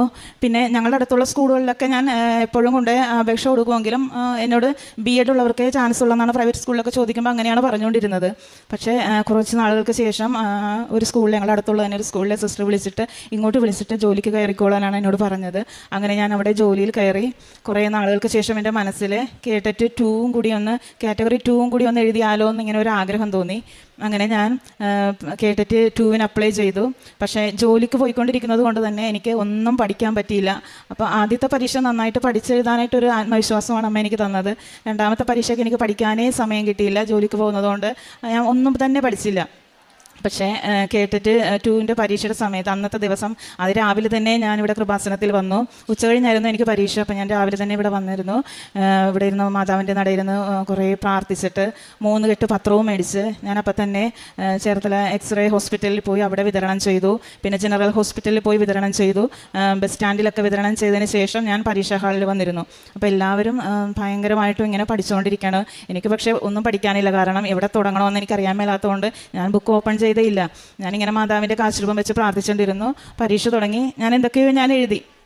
പക്ഷേ റിസൾട്ട് വന്നപ്പോൾ കേട്ടിട്ട് 2 അമ്മേനെ ജയിപ്പിച്ചു തന്നു. അപ്പോൾ എനിക്ക് ഭയങ്കര സന്തോഷവും എന്തെന്നില്ലാത്തൊരു ആത്മവിശ്വാസവും തോന്നി. അപ്പോൾ ഞാനിങ്ങനെ ഓർത്തു, കേട്ടിട്ടൊക്കെ തന്നെങ്കിൽ പിന്നെ ഒരു എയ്ഡഡ് സ്കൂളിലൊരു ജോലി അമ്മ തരുമായിരിക്കും, അപ്പോൾ ഈ സ്കൂളായിരിക്കില്ല എന്നോർത്ത് പിന്നെ ഞാൻ അങ്ങനെ പ്രാർത്ഥിക്കാൻ തുടങ്ങി. മാതാവേ എനിക്ക് എയ്ഡഡ് സ്കൂളിൽ ജോലി തരണേ എന്ന് പറഞ്ഞ് ഞാൻ പ്രാർത്ഥിക്കാൻ തുടങ്ങി. അപ്പോൾ അതെപ്പോഴും എല്ലാ പുതുക്കലിലും ആ ഒരു നിയോഗം ഞാൻ എഴുതുന്നുണ്ടായിരുന്നു. പക്ഷേ ജോലി അങ്ങനെ ആ ജോലിയുടെ ആ ഒരു ഇതില്ലായിരുന്നു. ബാക്കി ഒരുപാട് അനുഗ്രഹങ്ങൾ മാതാവ് വാരിക്കോരി തരുന്നുണ്ട്. എന്നാലും എനിക്ക് ജോലി കിട്ടിയിട്ട് സാക്ഷ്യപ്പെടുത്തണമെന്നായിരുന്നു എൻ്റെ മനസ്സിൽ മൊത്തം. അതുകൊണ്ട് ഞാൻ ഇങ്ങനെ സാക്ഷ്യം ഇങ്ങനെ നീട്ടി കൊണ്ടുപോവുകയായിരുന്നു, ജോലി കിട്ടിയിട്ട് സാക്ഷ്യപ്പെടുത്താമെന്നുള്ളതിൽ. അതിന് ഞാൻ അമ്മയോട് ക്ഷമ ചോദിക്കുകയാണ്. പിന്നെ അതിനുശേഷം ഞാനൊരു ദിവസം ഇങ്ങനെ ഉടമ്പടി വന്ന് പുതുക്കി പ്രാർത്ഥിച്ചതിന് ശേഷം രൂപതയിൽ നിന്ന് ഒരു ടെസ്റ്റിന് വിളിച്ചു. അപ്പം ഞാൻ പോയി ആ ടെസ്റ്റിൽ പോയി അറ്റൻഡ് ചെയ്തു. എനിക്ക് ചിന്തിക്കാനോ അവിടെ വരാനോ ഒരു യോഗ്യതയും ഇല്ല. Not by merit but by grace. ഈശോയുടെ കൃപ കൊണ്ട് എന്നെ ഈശോ ആ ടെസ്റ്റിൽ വിജയിപ്പിച്ചു തന്നു. എവിടെ ചെന്നാലും അമ്മ എനിക്കായിട്ടൊരു ദൂതനെ പറഞ്ഞയക്കുന്നത് പോലെയാണ് എനിക്ക് എവിടെ ചെന്നാലും ഫീൽ ചെയ്തുകൊണ്ടിരുന്നത്. എനിക്ക് ആഗ്രഹിക്കാൻ കൂടിയുള്ളൊരു യോഗ്യത ഇല്ലായിരുന്നിട്ട് കൂടി ഈ ജോലി എന്നുള്ളൊരു സ്വപ്നം പോലും ഞാൻ എൻ്റെ മനസ്സിലില്ലാതിരുന്നതാണ്. കിട്ടുമെന്ന് ഞാൻ ഒരിക്കലും ഞാൻ പ്രതീക്ഷിച്ചിട്ടില്ല. അവിടെ നിന്ന് അമ്മ എനിക്ക് ജോലി കിട്ടുന്ന ഒരു അവസ്ഥയിലേക്ക് എത്തിച്ചു. ആ ടെസ്റ്റും വിജയിച്ചു, ഇൻ്റർവ്യൂവിനും പാസ്സാക്കി തന്നു. പിന്നെ അത് കഴിഞ്ഞ് റാങ്ക് ലിസ്റ്റിൽ 25 പേരുടെ റാങ്ക് ലിസ്റ്റാണ് ഇട്ടത്. അപ്പോൾ എനിക്ക് ശരിക്കും ഏജ് ഓവറാകുന്നതിൻ്റെ വക്കിൽ നിൽക്കണം. 43-ാമത്തെ വയസ്സിൽ നിൽക്കുമ്പോഴാണ് ഞാൻ ഈ ടെസ്റ്റിലൊക്കെ പങ്കെടുത്തത്. അപ്പോൾ എനിക്ക് ഇത് ലാസ്റ്റ് ചാൻസാണ് അമ്മേ. ഇനി എനിക്ക് ഈ ജോലിനെക്കുറിച്ച് പ്രാർത്ഥിക്കാനോ ഇനി ഈ ഒരു കാര്യം എനിക്ക് അമ്മയുടെ അടുത്തിന് പറയാനൊന്നും പറ്റത്തില്ല. ഇതിൻ്റെ ലാസ്റ്റ് ചാൻസാണ് എന്ന് പറഞ്ഞാണ് ഞാൻ പ്രാർത്ഥിച്ചുകൊണ്ടിരുന്നത്. അപ്പോൾ 25 പേരുടെ റാങ്ക് ലിസ്റ്റാണ് ഇട്ടത്. അപ്പോൾ ഞാൻ അമ്മയോട് പറഞ്ഞു, അമ്മേ 25 പേരുടെ റാങ്ക് ലിസ്റ്റിൽ 25-ാമതായിട്ട് ഞാൻ കയറിയാൽ ഒരു കാര്യവുമില്ല. എനിക്ക് കയറുകയാണെങ്കിൽ ഈ വർഷം തന്നെ കയറിയാലേ എനിക്ക് ചാൻസ് ഉള്ളൂ. കാരണം അല്ലെങ്കിൽ എൻ്റെ ഏജ് ഓവറായി പോകും. അപ്പോൾ ഞാനത് അമ്മയോട് എപ്പോഴും മനസ്സിലെപ്പോഴും ഇങ്ങനെ പറഞ്ഞ് ഞാൻ പ്രാർത്ഥിക്കുമായിരുന്നു. ലിസ്റ്റ് ഇട്ട്. അപ്പോൾ ഞാൻ അമ്മയോട് പറഞ്ഞു, അമ്മേ ഒരു 5-ൽ താഴെയെങ്കിലും ഒരു റാങ്കിൽ വന്നിരുന്നെങ്കിൽ പ്രതീക്ഷിക്കാമായിരുന്നു എന്നിങ്ങനെ പ്രാർത്ഥിച്ചു. റാങ്ക് ലിസ്റ്റ് വന്നപ്പോൾ 4-ാമത്തെ റാങ്കായിട്ട് അമ്മ മാതാവ് എന്നെ അതിൽ പ്രവേശിപ്പിച്ചു. കഴിഞ്ഞ ജൂൺ 2-ാം തീയതി ഞാൻ എയ്ഡഡ് സ്കൂളിൽ ജോയിൻ ചെയ്തു. ഇത് അമ്മയ്ക്ക് ഈ അനുഗ്രഹത്തിന്, ഇത്രയും വലിയ അനുഗ്രഹം ഞാൻ ഒരുപാട് ആഗ്രഹിച്ചതാണ് ഒരു ജോലി. അതെൻ്റെ അമ്മ മാതാവ് സാധിച്ചു വന്നു. ഈ ഉടമ്പടിയിലൂടെ എനിക്ക് അമ്മ സാധിച്ചു വന്നു. ഉടമ്പടിയിലൂടെ എല്ലാം സാധിച്ചു വരുന്നുണ്ട്. ജോലി ഇത്രയും നീണ്ടുപോയത് ഇപ്പോഴായിരിക്കാം ദൈവം അത് അനുവദിച്ചതെന്ന് തന്നെയാണ് ഞാൻ വിശ്വസിക്കുന്നത്. കാരണം എന്തെനിക്ക് ആവശ്യമുണ്ടോ അതൊക്കെ ദൈവം നടത്തി തരുന്നുണ്ടായിരുന്നു. പിന്നെ ഉടമ്പടി എടുത്തതിലൂടെ എപ്പോഴും അമ്മയുടെ ഒരു സാന്നിധ്യം എൻ്റെ കൂടെ എപ്പോഴും ഉള്ളതായിട്ടൊരു സംരക്ഷണം എപ്പോഴും എനിക്ക് ഫീൽ ചെയ്യുന്നുണ്ട്. ആരൊക്കെയോ ഇങ്ങനെ കൂടെ ഉള്ള ഒരു ധൈര്യം എനിക്ക് എപ്പോഴും ഉടമ്പടി എടുത്തതിൽ നിന്ന് കിട്ടി. പിന്നെ ആത്മീയ ജീവിതം ഞാൻ എല്ലാ ചൊവ്വാഴ്ചയും അച്ഛൻ്റെ ധ്യാനം കൂടിയും അത് ഷെയർ ചെയ്യുകയും ചെയ്യുന്നുണ്ട്. എല്ലാ ദിവസവും അനുദിന അനുഗ്രഹ പ്രാർത്ഥനയിൽ പങ്കെടുക്കുന്നു, അത് ഷെയർ ചെയ്യുന്നു. പിന്നെ പള്ളിയിൽ പോകുന്നുണ്ട്, ബൈബിൾ വായിക്കുന്നുണ്ട്, കാറ്റഗിസം പഠിപ്പിക്കുന്നുണ്ട്. പിന്നെ പ്രേക്ഷിത പ്രവർത്തനം ഞാൻ ഇവിടെ വന്ന് എല്ലാ മാസവും ഞാൻ പത്രം മേടിച്ച് വിതരണം ചെയ്യും. ബസ് സ്റ്റാൻഡിലും ഹോസ്പിറ്റലുകളിലൊക്കെ വിതരണം ചെയ്യാറുണ്ട്. പിന്നെ പഠിക്കാനായിട്ട് സാമ്പത്തികമായിട്ട് പിന്നോക്കം നിൽക്കുന്ന പിള്ളേർക്ക് വേണ്ടി ഞങ്ങളുടെ ഇടവകയിൽ തന്നെ ഒരു സംഘടനയുമായിട്ട് ചേർന്ന് ചെറിയൊരു ധനസഹായം ചെയ്യുന്നുണ്ട്. പിന്നെ എന്നെക്കൊണ്ട് സാധിക്കുന്ന രീതിയിൽ പൈസ ആവശ്യമുള്ളവർ ചോദിച്ചു വരുമ്പോൾ ഞാൻ എന്നെക്കൊണ്ട് സഹായിക്കുന്ന രീതിയിലൊക്കെ ഞാൻ അവർക്ക് സഹായം ചെയ്യാറുണ്ട്. ഇത്രയും എല്ലാ അനുഗ്രഹങ്ങളും തന്ന പരിശുദ്ധ അമ്മയ്ക്കും തിരുക്കുമാരനും കൂടാനുകൂടി നന്ദി പറയുന്നു. ആത്മീയ ജീവിതം ഞാൻ പള്ളിയിൽ പോകാറുണ്ട്. പിന്നെ കുമ്പസാരം മാസത്തിലൊരിക്കൽ കുമ്പസാരിക്കാറുണ്ട്. ശനിയും ഞായറും പള്ളിയിൽ പോകുന്നുണ്ട്. ബൈബിൾ വായിക്കാറുണ്ട്. ധ്യാനം, ഉടമ്പടി ധ്യാനം എല്ലാ ആഴ്ചയിലും മുടങ്ങാതെ കൂടുകയും അത് അപ്പോൾ തന്നെ ഷെയർ ചെയ്യുകയും പിന്നെ ജോലി മേഖലയിലാണെങ്കിലും എല്ലായിടത്തും ഞാൻ എവിടെ ചെന്നാലും അവിടെ എല്ലാവരോടും ഞാൻ കൃപാസനത്തെക്കുറിച്ച് പറയുകയും ധ്യാനമൊക്കെ ഷെയർ ചെയ്ത് കൊടുക്കുകയും അവിടെ പത്രമൊക്കെ വിതരണം നടത്തുകയൊക്കെ ചെയ്യാറുണ്ട്. അമ്മയ്ക്കും ഈശോയ്ക്കും കൂടാനുകൂടി നന്ദി പറയുന്നു. കർത്താവാണ് നിന്റെ കാവൽക്കാരൻ, നിനക്ക് തണലേകാൻ അവിടുന്ന് നിന്റെ വലത്ത് വശത്തുണ്ട്. സങ്കീർത്തനം 121 5-ാം വചനമാണ്. കർത്താവാണ് നിന്റെ കാവൽക്കാരൻ. ദൈവം ഒരു ഉറങ്ങാത്ത കാവൽക്കാരനാണ്. ഭയം നിറഞ്ഞ സാഹചര്യങ്ങളിൽ കർത്താവ് നമ്മുടെ കൂടെ ഉണ്ടെന്നാണ് ഉടമ്പടി വിശ്വാസം നമ്മെ പഠിപ്പിക്കുന്നത്. ഒരുപക്ഷെ ജോലിയില്ലായ്മയാവാം, രോഗാവസ്ഥയാവാം, സാമ്പത്തിക ബുദ്ധിമുട്ടുകളാവാം, കുടുംബ പ്രശ്നങ്ങളാവാം. കർത്താവാണ് എൻ്റെ കാവൽക്കാരൻ എന്ന് വിശ്വസിക്കുമ്പോൾ ഹൃദയത്തിൽ സമാധാനം ലഭിക്കുകയാണ്. നമ്മുടെ യാത്രകളിലും ജീവിതയാത്രകളിലും പ്രതിസന്ധികളിലും ഉടമ്പടി ഉറപ്പ് നൽകുന്നത് ദൈവത്തിൻ്റെ സാന്നിധ്യമാണ്. ദൈവം കൂടെയുണ്ടെന്നുള്ള ആ വാഗ്ദാനം, നമ്മെ കാത്തു പരിപാലിക്കുന്ന ഒരു ദൈവമാണ് നമ്മുടെ കൂടെയുള്ളത്. ഉടമ്പടിയിൽ കൂടി ദൈവത്തെ നമ്മുടെ കാവൽക്കാരനായിട്ട് നാം ഓരോരുത്തരും സ്വീകരിക്കുകയാണ്. വിശ്വാസബന്ധത്തിലൂടെ, വിശ്വസ്തതയിലൂടെ ഉടമ്പടി ജീവിതം നയിക്കുമ്പോൾ നമ്മുടെ ജീവിതത്തിൻ്റെ നിഴലായി ഈശോയും അമ്മയും നമ്മുടെ കൂടെയാണ് ഈ ജീവിതയാത്രയിൽ നമ്മോടൊപ്പമുള്ളത്. ഈശോ എന്ന കാവൽക്കാരൻ്റെ സ്നേഹവും പരിപാലനയും അനുഭവിച്ചറിഞ്ഞ നെസിയുടെ സാക്ഷ്യമാണ് നാം കേട്ടത്. പരിശുദ്ധ അമ്മ പ്രത്യക്ഷപ്പെട്ട ഈ ആലയത്തിൽ വന്ന് കരഞ്ഞ് കണ്ണീരോടെ പ്രാർത്ഥിക്കുന്ന ഓരോ മക്കളുടെയും കണ്ണീര് വെറുതെയല്ല. ആ കണ്ണീര് തുടച്ചു നിൽക്കുന്ന ഒരമ്മയാണ് കൃപാസനത്തിലുള്ളത്. ആ മക്കളുടെ പ്രാർത്ഥനയാണ് പരിശുദ്ധ അമ്മ ഈശോയുടെ അരികിലേക്ക് കൊണ്ടുപോകുന്നത്. നെസി കൃപാസനത്തിൽ വന്ന് ഉടമ്പടി എടുക്കുകയും 5 സെൻറ്റ് സ്ഥലം മേടിച്ചതിൻ്റെ ലോണിൻ്റെ എമൗണ്ട് പേ ചെയ്യാനുണ്ടായിരുന്നു. അത് വർഷങ്ങളായിട്ട് പെൻഡിങ്ങിലായിരുന്നു. കടം വീട്ടുവാനായിട്ട്, ലോൺ അടയ്ക്കുവാനായിട്ട് യാതൊരു വഴി മാർഗവുമില്ലായിരുന്നു. സാമ്പത്തികമായിട്ട് വളരെ ബുദ്ധിമുട്ടിയിരുന്നപ്പോഴാണ് പെട്ടെന്ന് ഒരു വഴി ഈശോയും അമ്മയും കാണിച്ചു കൊടുക്കുകയായിരുന്നു. ഒരു ദിവസം പെട്ടെന്നാണ് സ്വർണത്തിൻ്റെ വില ഉയരുകയും ആ തക്ക സമയത്ത് അവർക്ക് കുറച്ച് സ്വർണം വിൽക്കാൻ സാധിക്കുകയും ആ ലോണിൻ്റെ കടം തീർക്കുവാൻ സാധിക്കുകയും ചെയ്തത്. 43-ാമത്തെ വയസ്സിൽ, അതായത് ഒരു മെറിറ്റുമില്ല. കാരണം ഈ ഏജിൽ ജോലി കിട്ടുവാനായിട്ട് വളരെ പ്രയാസമാണ്. ടെമ്പററി ജോലി കിട്ടുകയും ചെയ്തു. പിന്നീട് അസാധ്യമായ കാര്യങ്ങൾ നടത്തിത്തരുന്ന പരിശുദ്ധ അമ്മയുടെ അരികിലേക്ക് ഈ മകൾ നെസി വീണ്ടും വരികയാണ്. എനിക്കൊരു എയ്ഡഡ് സ്കൂളിൽ ജോലി ലഭിക്കണം അമ്മേ എന്ന് പറഞ്ഞുകൊണ്ട് അക്കാര്യവും അമ്മ ഏറ്റെടുക്കുകയാണ്. കാവൽക്കാരനായ കർത്താവിലേക്കാണ് ഈ മകളുടെ പ്രാർത്ഥനയും പരിശുദ്ധ അമ്മ കൊണ്ടുപോയത്. അങ്ങനെ 43-ാമത്തെ വയസ്സിൽ രൂപതയിൽ ഒരു ഇൻ്റർവ്യൂ വരികയും അതിൽ ആദ്യത്തെ 5 റാങ്കിൽ പെട്ടാലേ മകൾക്കൊരു ജോലി ലഭിക്കുമെന്ന് മനസ്സിലായത്. അങ്ങനെ വീണ്ടും അമ്മയോട് പ്രാർത്ഥിച്ചു, 5-ൽ താഴെ തന്ന് ഏതെങ്കിലും ഒരു റാങ്കിൽ ഉൾപ്പെടുത്തി എന്നെ ജയിപ്പിക്കണമേ എന്ന് പ്രാർത്ഥിച്ചു. അതിൻ്റെ ഫലമായിട്ട് ഈ മകൾ 4-ാം റാങ്കിൽ പെടുകയും നല്ലൊരു ജോലി ലഭിച്ച് ജോലി നൽകി ഈശോയും അമ്മയും ഈ മകളെയും കുടുംബത്തെ അനുഗ്രഹിക്കുകയുമാണ് ചെയ്തത്. നമ്മൾ സാക്ഷ്യപ്പെടുത്തുന്നത് ഇതെൻ്റെ മെറിറ്റ് അല്ല, ദൈവത്തിൻ്റെ കൃപയാണ്. Not by merit but by grace എന്നാണ്. ദൈവത്തിന് അസാധ്യമായിട്ടൊന്നുമില്ല. വിശ്വാസത്തോടെ പ്രാർത്ഥിക്കുകയും യാചിക്കുകയും ചെയ്യുന്നത് എന്തിൽ ലഭിക്കുമെന്നുള്ള പൂർണ്ണ വിശ്വാസമാണ് ഉടമ്പടി മക്കളുടെ ജീവിതത്തിലുള്ളത്. വിശ്വാസത്തോടെ പ്രാർത്ഥിക്കുന്നതെല്ലാം ലഭിക്കുമെന്ന് മത്തായിയുടെ സുവിശേഷം 21-ാം അധ്യായം 22-ാം വചനം പറയുന്നത്. അവൻ വീണ്ടും പറയുന്ന റോമാക്കാർക്ക് എഴുതിയ ലേഖനത്തിൽ അവനിൽ വിശ്വസിക്കുന്ന ഒരുവനിൽ ലജ്ജിക്കേണ്ടി വരില്ല എന്നാണ്. ഉടമ്പടി മക്കളുടെ ജീവിതത്തിലും അതുതന്നെയാണ്. ഈശോ എന്ന കാവൽക്കാരൻ കൂടെയുള്ളപ്പോൾ, കൃപാസനം അമ്മ പരിപാലിക്കുന്ന നമ്മെ കൈപിടിച്ച് നടത്തുന്ന അമ്മ കൂടെയുണ്ടെങ്കിൽ നമുക്കും ഭയപ്പെടേണ്ട ആവശ്യമില്ല, ലജ്ജിക്കേണ്ടി വരികയില്ല. നമ്മുടെ ജീവിതത്തിലും എല്ലാം നമുക്ക് ഉടമ്പടിയിൽ സമർപ്പിക്കാം. ഉടമ്പടി പാലിക്കുമ്പോൾ ദൈവം നമ്മുടെ കുടുംബത്തിൽ ദൈവ സാന്നിധ്യമാണ് നമുക്ക് ലഭിക്കുന്നത്. ഭയത്തിന് പകരം വിശ്വാസമാണ്. ഒരമ്മ തൻ്റെ മക്കളെ നിഴല് പോലെ കാത്തു സൂക്ഷിക്കുന്ന പോലെയാണ് കൃപാസനം അമ്മ നമുക്ക് വേണ്ടി മാധ്യസ്ഥം വഹിക്കുന്നത്. ആ അമ്മയുടെ കരങ്ങളിലേക്ക് ഈശോ എന്ന കാവൽക്കാരൻ്റെ കൈപിടിച്ചുകൊണ്ട് നമ്മുടെ ഉടമ്പടി ജീവിതം കൂടുതൽ തീക്ഷ്ണതയോടെ മുന്നോട്ട് നയിക്കാം. നിസിക്കും കുടുംബത്തിന് ലഭിച്ച ഈ വലിയ അനുഗ്രഹങ്ങൾക്ക് നമുക്ക് കരങ്ങളടിച്ച് ദൈവത്തെ മഹത്വപ്പെടുത്താം. യേശുവേ നന്ദി. രക്ഷപ്പെട്ട ഈ ആലയത്തിൽ എന്നെയും എൻ്റെ കുടുംബത്തിനെയും കൃപാസന പ്രത്യക്ഷീകരണത്തിന് സാക്ഷിയാക്കി മാറ്റിയതിന് ഞാൻ മാതാവിനും തിരുകുമാറിനും 1000 നന്ദി പറയുന്നു. എൻ്റെ പേര് ശ്രീനാലക്ഷ്മി. ഞാൻ കൊല്ലത്തുനിന്ന് വരുന്നു. ഞാൻ കോളേജിൽ പഠിക്കുന്ന സമയത്താണ് കൃപാസനത്തെക്കുറിച്ച് അറിയുന്നത്. പക്ഷേ ആ സമയത്ത് ഞാൻ അന്ന് അധികം ഇൻവോൾവ്മെൻറ്റ് ഇതിന് കൊടുത്തിട്ടില്ല. ഞാനാണെങ്കിൽ കോൺവെൻറ്റ് സിസ്റ്റേഴ്സിൻ്റെ കോൺവെൻറ്റ് സ്കൂളിലാണ് പഠിച്ചുകൊണ്ടിരുന്നത്. അതുകൊണ്ട് ഞാൻ മാതാവിനെ പ്രാർത്ഥിക്കുമെങ്കിലും കൃപാസന മാതാവിനെ പ്രാർത്ഥിക്കണമെന്ന് എനിക്ക് തോന്നിയിട്ടില്ല. പിന്നീട് ഞാനാണെങ്കിൽ നേഴ്സിംഗ് പഠിച്ചു കഴിഞ്ഞിട്ടാണ് ഞാൻ OIT പഠിക്കാൻ വേണ്ടി പോകുന്നത്. അവിടെ മാവേലിക്കര ഇൻസ്റ്റിറ്റ്യൂഷനിൽ വെച്ചാണ് കൃപാസനത്തെക്കുറിച്ച് കൂടുതൽ അറിയുന്നത്. അന്നേരം എൻ്റെ കൂട്ടുകാരുടെ കൂടി ഇരുന്ന് ഞാൻ പ്രാർത്ഥിക്കുകയൊക്കെ ചെയ്യുമെങ്കിലും ഉടമ്പടി എടുക്കുവാനുള്ള ധൈര്യം എനിക്കില്ലായിരുന്നു. കാരണം ഞാനത് കറക്റ്റായിട്ട് ചെയ്യുമോ ഇല്ലയോ അങ്ങനത്തെ ഒരു കാര്യം എനിക്ക് അറിയത്തില്ല. പിന്നെ കൂടുതൽ അതിനെക്കുറിച്ച് അറിയാത്തത് കൊണ്ടും ബൈബിൾ പ്രാർത്ഥനകളെക്കുറിച്ചൊന്നും വലുതായിട്ട് അറിയാത്തത് കൊണ്ടും എനിക്ക് അതിനോട്ട് പോകാൻ താല്പര്യമില്ലാത്ത രീതിയായിരുന്നു. പിന്നീട് OIT എഴുതി. ആദ്യത്തെ വട്ടം OIT എഴുതി എനിക്ക് ക്ലബിംഗ് സ്കോറാണ് കിട്ടിയത്. അതുകൊണ്ട് തന്നെ അടുത്ത വട്ടം എഴുതുമ്പോൾ എനിക്ക് കിട്ടും എന്നുള്ളൊരു ഭയങ്കര പ്രതീക്ഷയിലാണ് ഇരുന്നത്. ഞാൻ രണ്ടാമത്തെ വട്ടം എഴുതി. അതും ക്ലബിംഗ് സ്കോറോടെ തന്നെയാണ് പോയത്. അന്നേരം എനിക്ക് ഭയങ്കര സങ്കടമായിരുന്നു. ഞാൻ അങ്ങനെ മൂന്നാമത്തെ വട്ടം ഉടമ്പടി മീൻസ് എക്സാം എഴുതുന്നതിന് മുമ്പ് ഇവിടെ വന്ന് ഉടമ്പടി എടുത്തു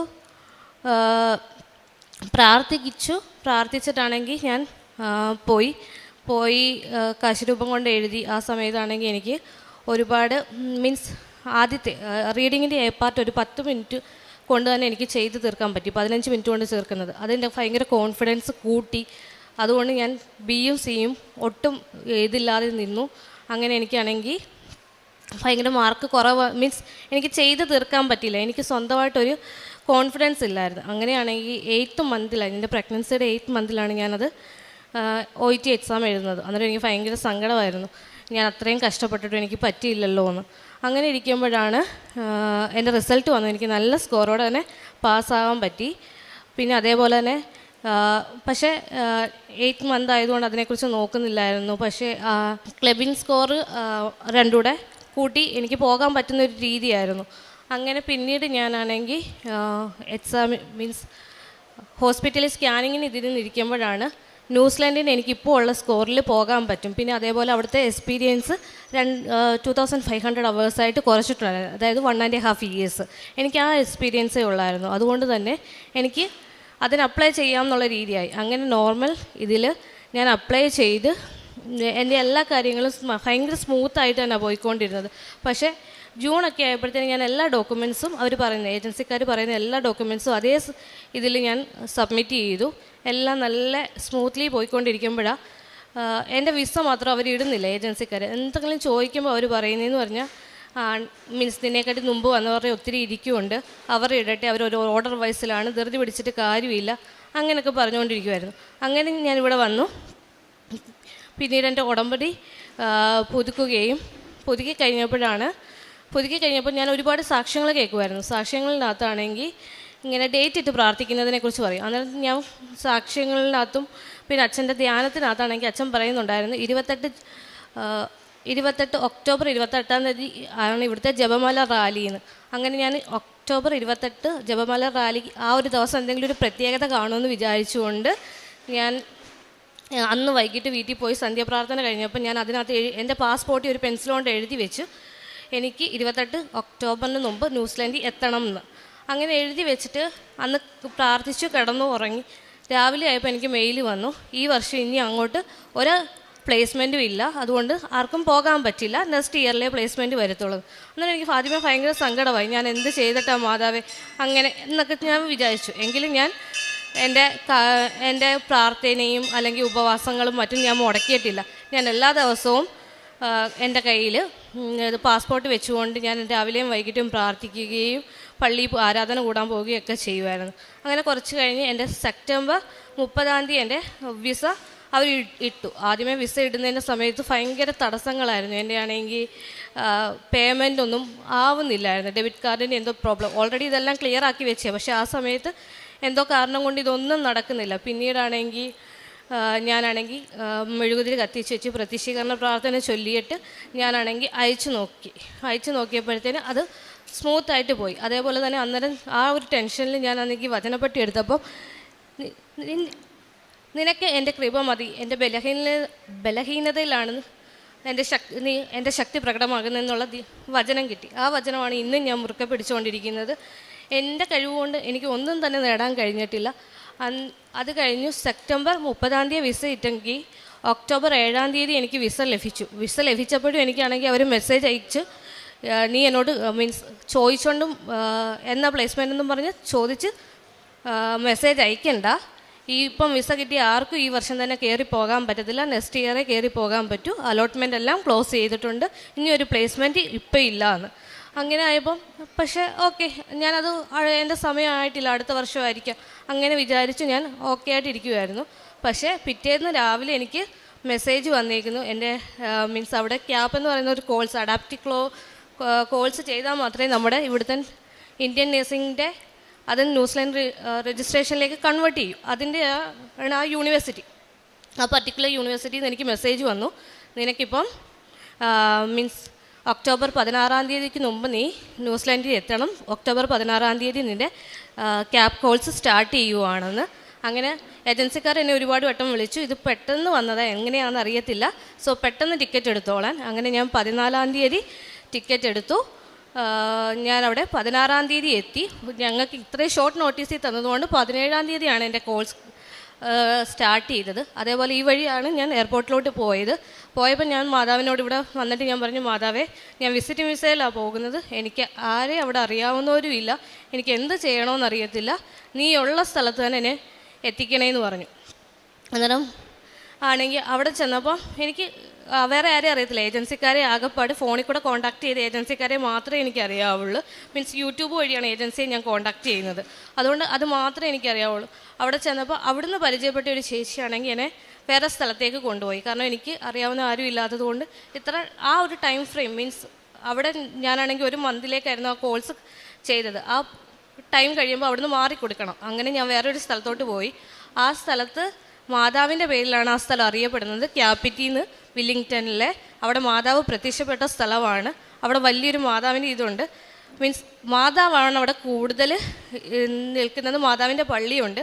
ഞാൻ നിൽക്കുന്ന വീടെന്ന് വെച്ച് കഴിഞ്ഞാൽ 2 minutes ഡിസ്റ്റൻസേ ഉള്ളായിരുന്നു പള്ളിയിലേക്ക് പോകാൻ. അന്നേരം ഒത്തിരി സാക്ഷ്യങ്ങൾ കേൾക്കുമ്പോൾ ഞാൻ കാണാറുണ്ട്, ഈ അയർലൻഡ് UK പോയി കഴിയുമ്പോൾ നമുക്ക് പള്ളിയുടെ അടുത്തോ അല്ലെങ്കിൽ അങ്ങനെ ആരാധനകളിലൊന്നും പോകാൻ പറ്റത്തില്ല, അങ്ങനെ ഉടമ്പടിയിൽ നിന്ന് തെന്നി മാറുന്നു എന്നൊക്കെ ഉള്ളത്. അന്നേരം എനിക്ക് മാതാവേ, ഞാൻ എപ്പോഴും നിൻ്റെ അടുത്ത് എന്ത് കാര്യം ചെയ്യുമ്പോഴും എനിക്ക് നിന്നെ വേണം എൻ്റെ കൂടെ, എനിക്ക് നിന്നോട് അനുവാദം ചോദിച്ചിട്ട് വേണം ചെയ്യാൻ ഞാൻ പറയുന്നുണ്ടായിരുന്നു. പക്ഷേ അവിടെ തന്നെയാണ് ഞാൻ ഇപ്പോൾ ഈ നിമിഷം വരെ നിൽക്കുന്നത്. ഇപ്പോൾ അവധിക്ക് ഞാൻ അവിടുന്ന് വന്നപ്പോഴും ഞാൻ മാതാവിനോട് പോയി പറഞ്ഞു, ഞാൻ ദാണ്ട വരുവാ സാക്ഷ്യം പറയാൻ നിൻ്റെ അടുത്തോട്ട് എന്ന് പറഞ്ഞിട്ടാണ് ഞാൻ ഇവിടെ എത്തിയത്. പിന്നീട് ഞാൻ നിൽക്കുന്ന വീട്ടിൽ അവിടെ നമ്മൾ ഇൻ്റർവ്യൂ അറ്റൻഡ് ചെയ്തിട്ടാണ് നോർമൽ ഇവിടെ എങ്ങനെ ഇൻ്റർവ്യൂ അറ്റൻഡ് ചെയ്യുന്നത് അതേപോലെയാണ് നമ്മൾ അവിടെയും ഇൻ്റർവ്യൂ അറ്റൻഡ് ചെയ്യുന്നത്. നമ്മൾ രജിസ്ട്രേഷൻ കംപ്ലീറ്റ് ചെയ്യുന്നത് മാത്രമേ ഉള്ളൂ. ആ ടൈമിൽ ഒരുപാട് ആൾക്കാർ എൻ്റെ കൂടെ വന്നവർ തിരിച്ചു വരുന്നുണ്ടായിരുന്നു, കാരണം ജോബ് കിട്ടാതെ. അന്നേരം ഞങ്ങളുടെ ഏജൻസിക്കാർ പറയുന്നുണ്ടായിരുന്നു, എവിടെയെങ്കിലും കിട്ടുവാണെങ്കിൽ അവിടെ കയറിക്കണം, നിങ്ങൾ നല്ല ഫെസിലിറ്റി നോക്കി നിൽക്കേണ്ട. അന്നേരം എനിക്കാണെങ്കിൽ 1.6 years എക്സ്പീരിയൻസേ ഉള്ളൂ. അവിടെയുള്ളവർക്കെല്ലാം 2 years എക്സ്പീരിയൻസ് കൂടുതലുണ്ട്. പിന്നെ കൂടുതലും മിഡിൽ ഈസ്റ്റിൽ നിന്നാണ് വരുന്നത്. എനിക്കാണെങ്കിൽ ഒരു എക്സ്പീരിയൻസും ഇല്ല, എന്തോ ചെയ്യണമെന്ന് അറിയത്തില്ല. അങ്ങനെ ഒരു ദിവസം കുർബാന കഴിഞ്ഞിട്ട് വന്നപ്പോൾ എനിക്ക് മെസ്സേജ് വന്നു, നാളെ ഇൻ്റർവ്യൂവിന് വരണമെന്ന്. ഷോർട്ട് നോട്ടീസ് തന്നെയാണ്, ഡയറക്റ്റ് വരാമോ എന്ന് അവരെന്നോട് ചോദിച്ചു. ഞാൻ പറഞ്ഞാൽ വരാം, കുഴപ്പമില്ല എന്ന് പറയും. അവിടെ ചെന്നു. ഞാനാണെങ്കിൽ എൻ്റെ കയ്യിൽ ജപമാലയും ഉണ്ടായിരുന്നു, കാശുരൂപവും ഉണ്ടായിരുന്നു. അന്നേരം മെയിനായിട്ടുള്ള ഒരാൾ ഇന്ത്യൻ ആയിരുന്നു, പക്ഷെ ബാക്കി എല്ലാവരും അവിടുത്തെ ഒഫീഷ്യൽസ് ആയിരുന്നു. അന്നേരം അവരവിടെ ഇരുന്നിട്ട് എന്നോട് ക്വസ്റ്റ്യൻസ് ചോദിച്ചു. ഞാൻ കാശുരൂപത്തിൽ നോക്കിക്കൊണ്ട് ഞാൻ മാതാവിനോട് പറഞ്ഞു, മാതാവേ ഞാനല്ല ആൻസർ പറയുന്നത്, നീ ആൻസർ പറയുന്നത്, എനിക്ക് വേണ്ടി എന്തായാലും നീ എനിക്ക് വേണ്ടി സംസാരിക്കണേന്ന് പറഞ്ഞു. അങ്ങനെ അത് കഴിഞ്ഞപ്പോൾ ആണെങ്കിൽ എനിക്ക് അറിയത്തില്ല കിട്ടുമോ ഇല്ലയോ ഒന്നും അറിയാതെ ഇരിക്കുന്ന ഒരു സമയത്ത് ആ ബ്രദർ എന്നോട് പറഞ്ഞു, ലാസ്റ്റ് 2 ഇയറിൽ ഞാൻ ഒരുപാട് പേര് ഇൻ്റർവ്യൂ ചെയ്തിട്ടുണ്ട്. അതിൽ വൺ ഓഫ് ദ ബെസ്റ്റാണ്, നിനക്ക് ഞാൻ ഈ പ്ലേസ്മെൻറ്റ് തരാൻ പോവുകയാണെന്ന് പറഞ്ഞു. അന്നേരം അത് 23rd ഡിസംബറിലായിരുന്നു. അന്നേരം ഞാൻ മാതാവിനോട് പറഞ്ഞായിരുന്നു 25th ഡിസംബർ എനിക്ക് ക്രിസ്മസ് സന്തോഷത്തോടെ ആഘോഷിക്കാൻ പറ്റണേ മാതാവേ, സങ്കടപ്പെട്ട് തിരിച്ചു പോവുമോ ഇല്ലയോ എന്നറിയാതെ ഞാൻ നിൽക്കരുത്, എനിക്ക് സന്തോഷത്തോടെ ആഘോഷിക്കാൻ പറ്റണേ. അങ്ങനെ എനിക്ക് 23rd അന്ന് തന്നെ എനിക്ക് ഓഫർ ലെറ്റർ കിട്ടുകയും ചെയ്തു. അതാണ് ആദ്യത്തെ എൻ്റെ സാക്ഷ്യം. രണ്ടാമത്തെ സാക്ഷ്യം എന്ന് വെച്ച് കഴിഞ്ഞാൽ എൻ്റെയും ഹസ്ബൻഡേയും മാരേജ് കഴിഞ്ഞിട്ട് 2 years ആയിട്ടുണ്ടെങ്കിലും ഞങ്ങളുടെ ലീവിങ് റിലേഷൻഷിപ്പ് 6 months കാണിക്കാനുള്ളൂ. പിന്നെ ന്യൂസിലാൻഡിലേക്ക് ഒരുപാട് പേപ്പർ വർക്ക്സ് ഉണ്ട്. മീൻസ് എവിടെയെങ്കിലും അവർക്ക് മാരേജ് സർട്ടിഫിക്കറ്റ് ഒരു തെളിവല്ല, അതിന് പകരം നമ്മൾ വേറെ ഓരോന്ന് മീൻസ് ബാങ്ക് അക്കൗണ്ട്, പ്രോപ്പർട്ടി, അങ്ങനത്തെ ഒരുപാട്. പക്ഷേ അങ്ങനത്തെ ഒരു ഇതും ഞങ്ങൾക്ക് കാണിക്കാനില്ലായിരുന്നു. അന്നേരം ഞാൻ ലീഗൽ അഡ്വൈസറിനോട് സംസാരിച്ചപ്പോൾ അവർ ഞങ്ങളോട് പറഞ്ഞത് ഇട്ട് നോക്ക്, ചിലപ്പം കിട്ടും, കിട്ടിയില്ലെങ്കിൽ 6 months ഹസ്ബൻഡിനെയും കൊച്ചിനെയും ഇവിടെ വിസിറ്റേഴ്സ് വിസയിൽ കൊണ്ടുവന്നിട്ട് നിനക്കാണെങ്കിൽ ഇവിടെ നിൽക്കുന്നതെന്നുള്ള അവരുടെ ഒരുമിച്ച് നിന്നു എന്നുള്ള പ്രൂഫ് കാണിക്കുക, അങ്ങനെയാകുമ്പം ചിലപ്പോൾ ഇമിഗ്രേഷൻ തരുമെന്ന്. അന്നേരം ഓക്കെ. അന്നേരം എല്ലാവരും പറഞ്ഞു അത് റിസ്ക്കാണ്, വെറുതെ നീ അങ്ങനെ ഇട്ട് നോക്കണ്ട, വെറുതെ പൈസ പോകത്തേ ഉള്ളൂ. അന്നേരം പക്ഷേ ഞാൻ മാതാവിനെ വിശ്വസിച്ചുകൊണ്ട് ഞാനത് ഇട്ടു. എനിക്ക് 7 ദിവസത്തിനുള്ളിൽ എൻ്റെ റെസിഡൻസി കിട്ടി. എന്നോടാണെങ്കിൽ ഒരു ക്വസ്റ്റ്യൻ പോലും അവർ ചോദിച്ചിട്ടില്ല. അത് എന്താണെന്ന് ഇപ്പോഴും അവിടെയുള്ള എല്ലാവർക്കും അത്ഭുതം, എന്തു പറ്റി, എന്തുകൊണ്ടാണ് അങ്ങനെ ചെയ്തതെന്ന് എനിക്കതിൽ പറയാൻ പറ്റും. എനിക്ക് മാതാവ് എന്നെ അനുഗ്രഹിക്കുകയാണെന്ന്. മൂന്നാമത്തെ കാര്യം എൻ്റെ ഡ്രൈവിംഗ് ടെസ്റ്റ്, ലേണേഴ്സ് ലൈസൻസ് അവിടെ കുഴപ്പമില്ല, കമ്പ്യൂട്ടറിനകത്ത് നമ്മുടെ നാട്ടിലെ ടെസ്റ്റ് പോലെ തന്നെ ചെയ്താൽ മതി, അത് ഓക്കെയാണ്. പക്ഷേ റോഡ് ടെസ്റ്റ് ഭയങ്കര സ്ട്രിക്റ്റ്, മീൻസ് ഒത്തിരി എക്സ്പീരിയൻസ് ഉള്ള ആൾക്കാരായാൽ പോലും നന്നായിട്ട് നാട്ടിൽ ഓടിക്കുന്നവരായാലും അവിടെ ഓടിക്കുന്നവരായാലും ഭയങ്കര പാടാണ് കിട്ടാൻ. ആദ്യത്തെ അറ്റംപ്റ്റിലൊന്നും ആർക്കും കിട്ടത്തില്ല, അങ്ങനെ കേട്ടിട്ടുമില്ല. അന്നേരം ഞാനാണെങ്കിൽ നാട്ടിൽ ഒരു വണ്ടി പോലും ഓടിച്ചിട്ടില്ല. അവിടെ ചെന്നിട്ട് ഞാൻ ഒറ്റയ്ക്കായിരുന്നു ആദ്യത്തെ സമയങ്ങളിൽ. അതുകൊണ്ട് എനിക്ക് വണ്ടി ഓടിക്കേണ്ട ആവശ്യമുണ്ട്, വർക്കിങ്ങിന് പോകുന്നത് അതുകൊണ്ട് ഞാൻ കാർ ഓടിക്കുമായിരുന്നു. പക്ഷേ ഓട്ടോമാറ്റിക് ഓടിക്കും, എങ്കിലും എനിക്കതിന് ലോസും അങ്ങനെ റൂൾസൊന്നും അധികം അറിയത്തില്ലായിരുന്നു. അങ്ങനെ ഇരിക്കുമ്പോഴാണ് ഹസ്ബൻഡ് എല്ലാവരും പറഞ്ഞ് നീ ഒന്ന് ടെസ്റ്റ് ചെയ്ത് നോക്കാം. അന്നേരം എൻ്റെ ഒരു ഫ്രണ്ട് ടെസ്റ്റിന് പോകുന്നുണ്ട്. അന്നേരം ഞാൻ അവളോട് പറഞ്ഞു ഞാൻ ചുമ്മാ വരാം, നോക്കാം എന്ന് പറഞ്ഞു. പക്ഷേ കയറിയ സമയത്ത് ഞാൻ മാതാവിനോട് പറഞ്ഞു മാതാവേ കിട്ടണേ എന്നും പറഞ്ഞ് എൻ്റെ കയ്യിൽ കാശ് രൂപം ഉണ്ടായിരുന്നു. കാശ് രൂപം വെച്ച് ഞാൻ വണ്ടി ഓടിച്ചു.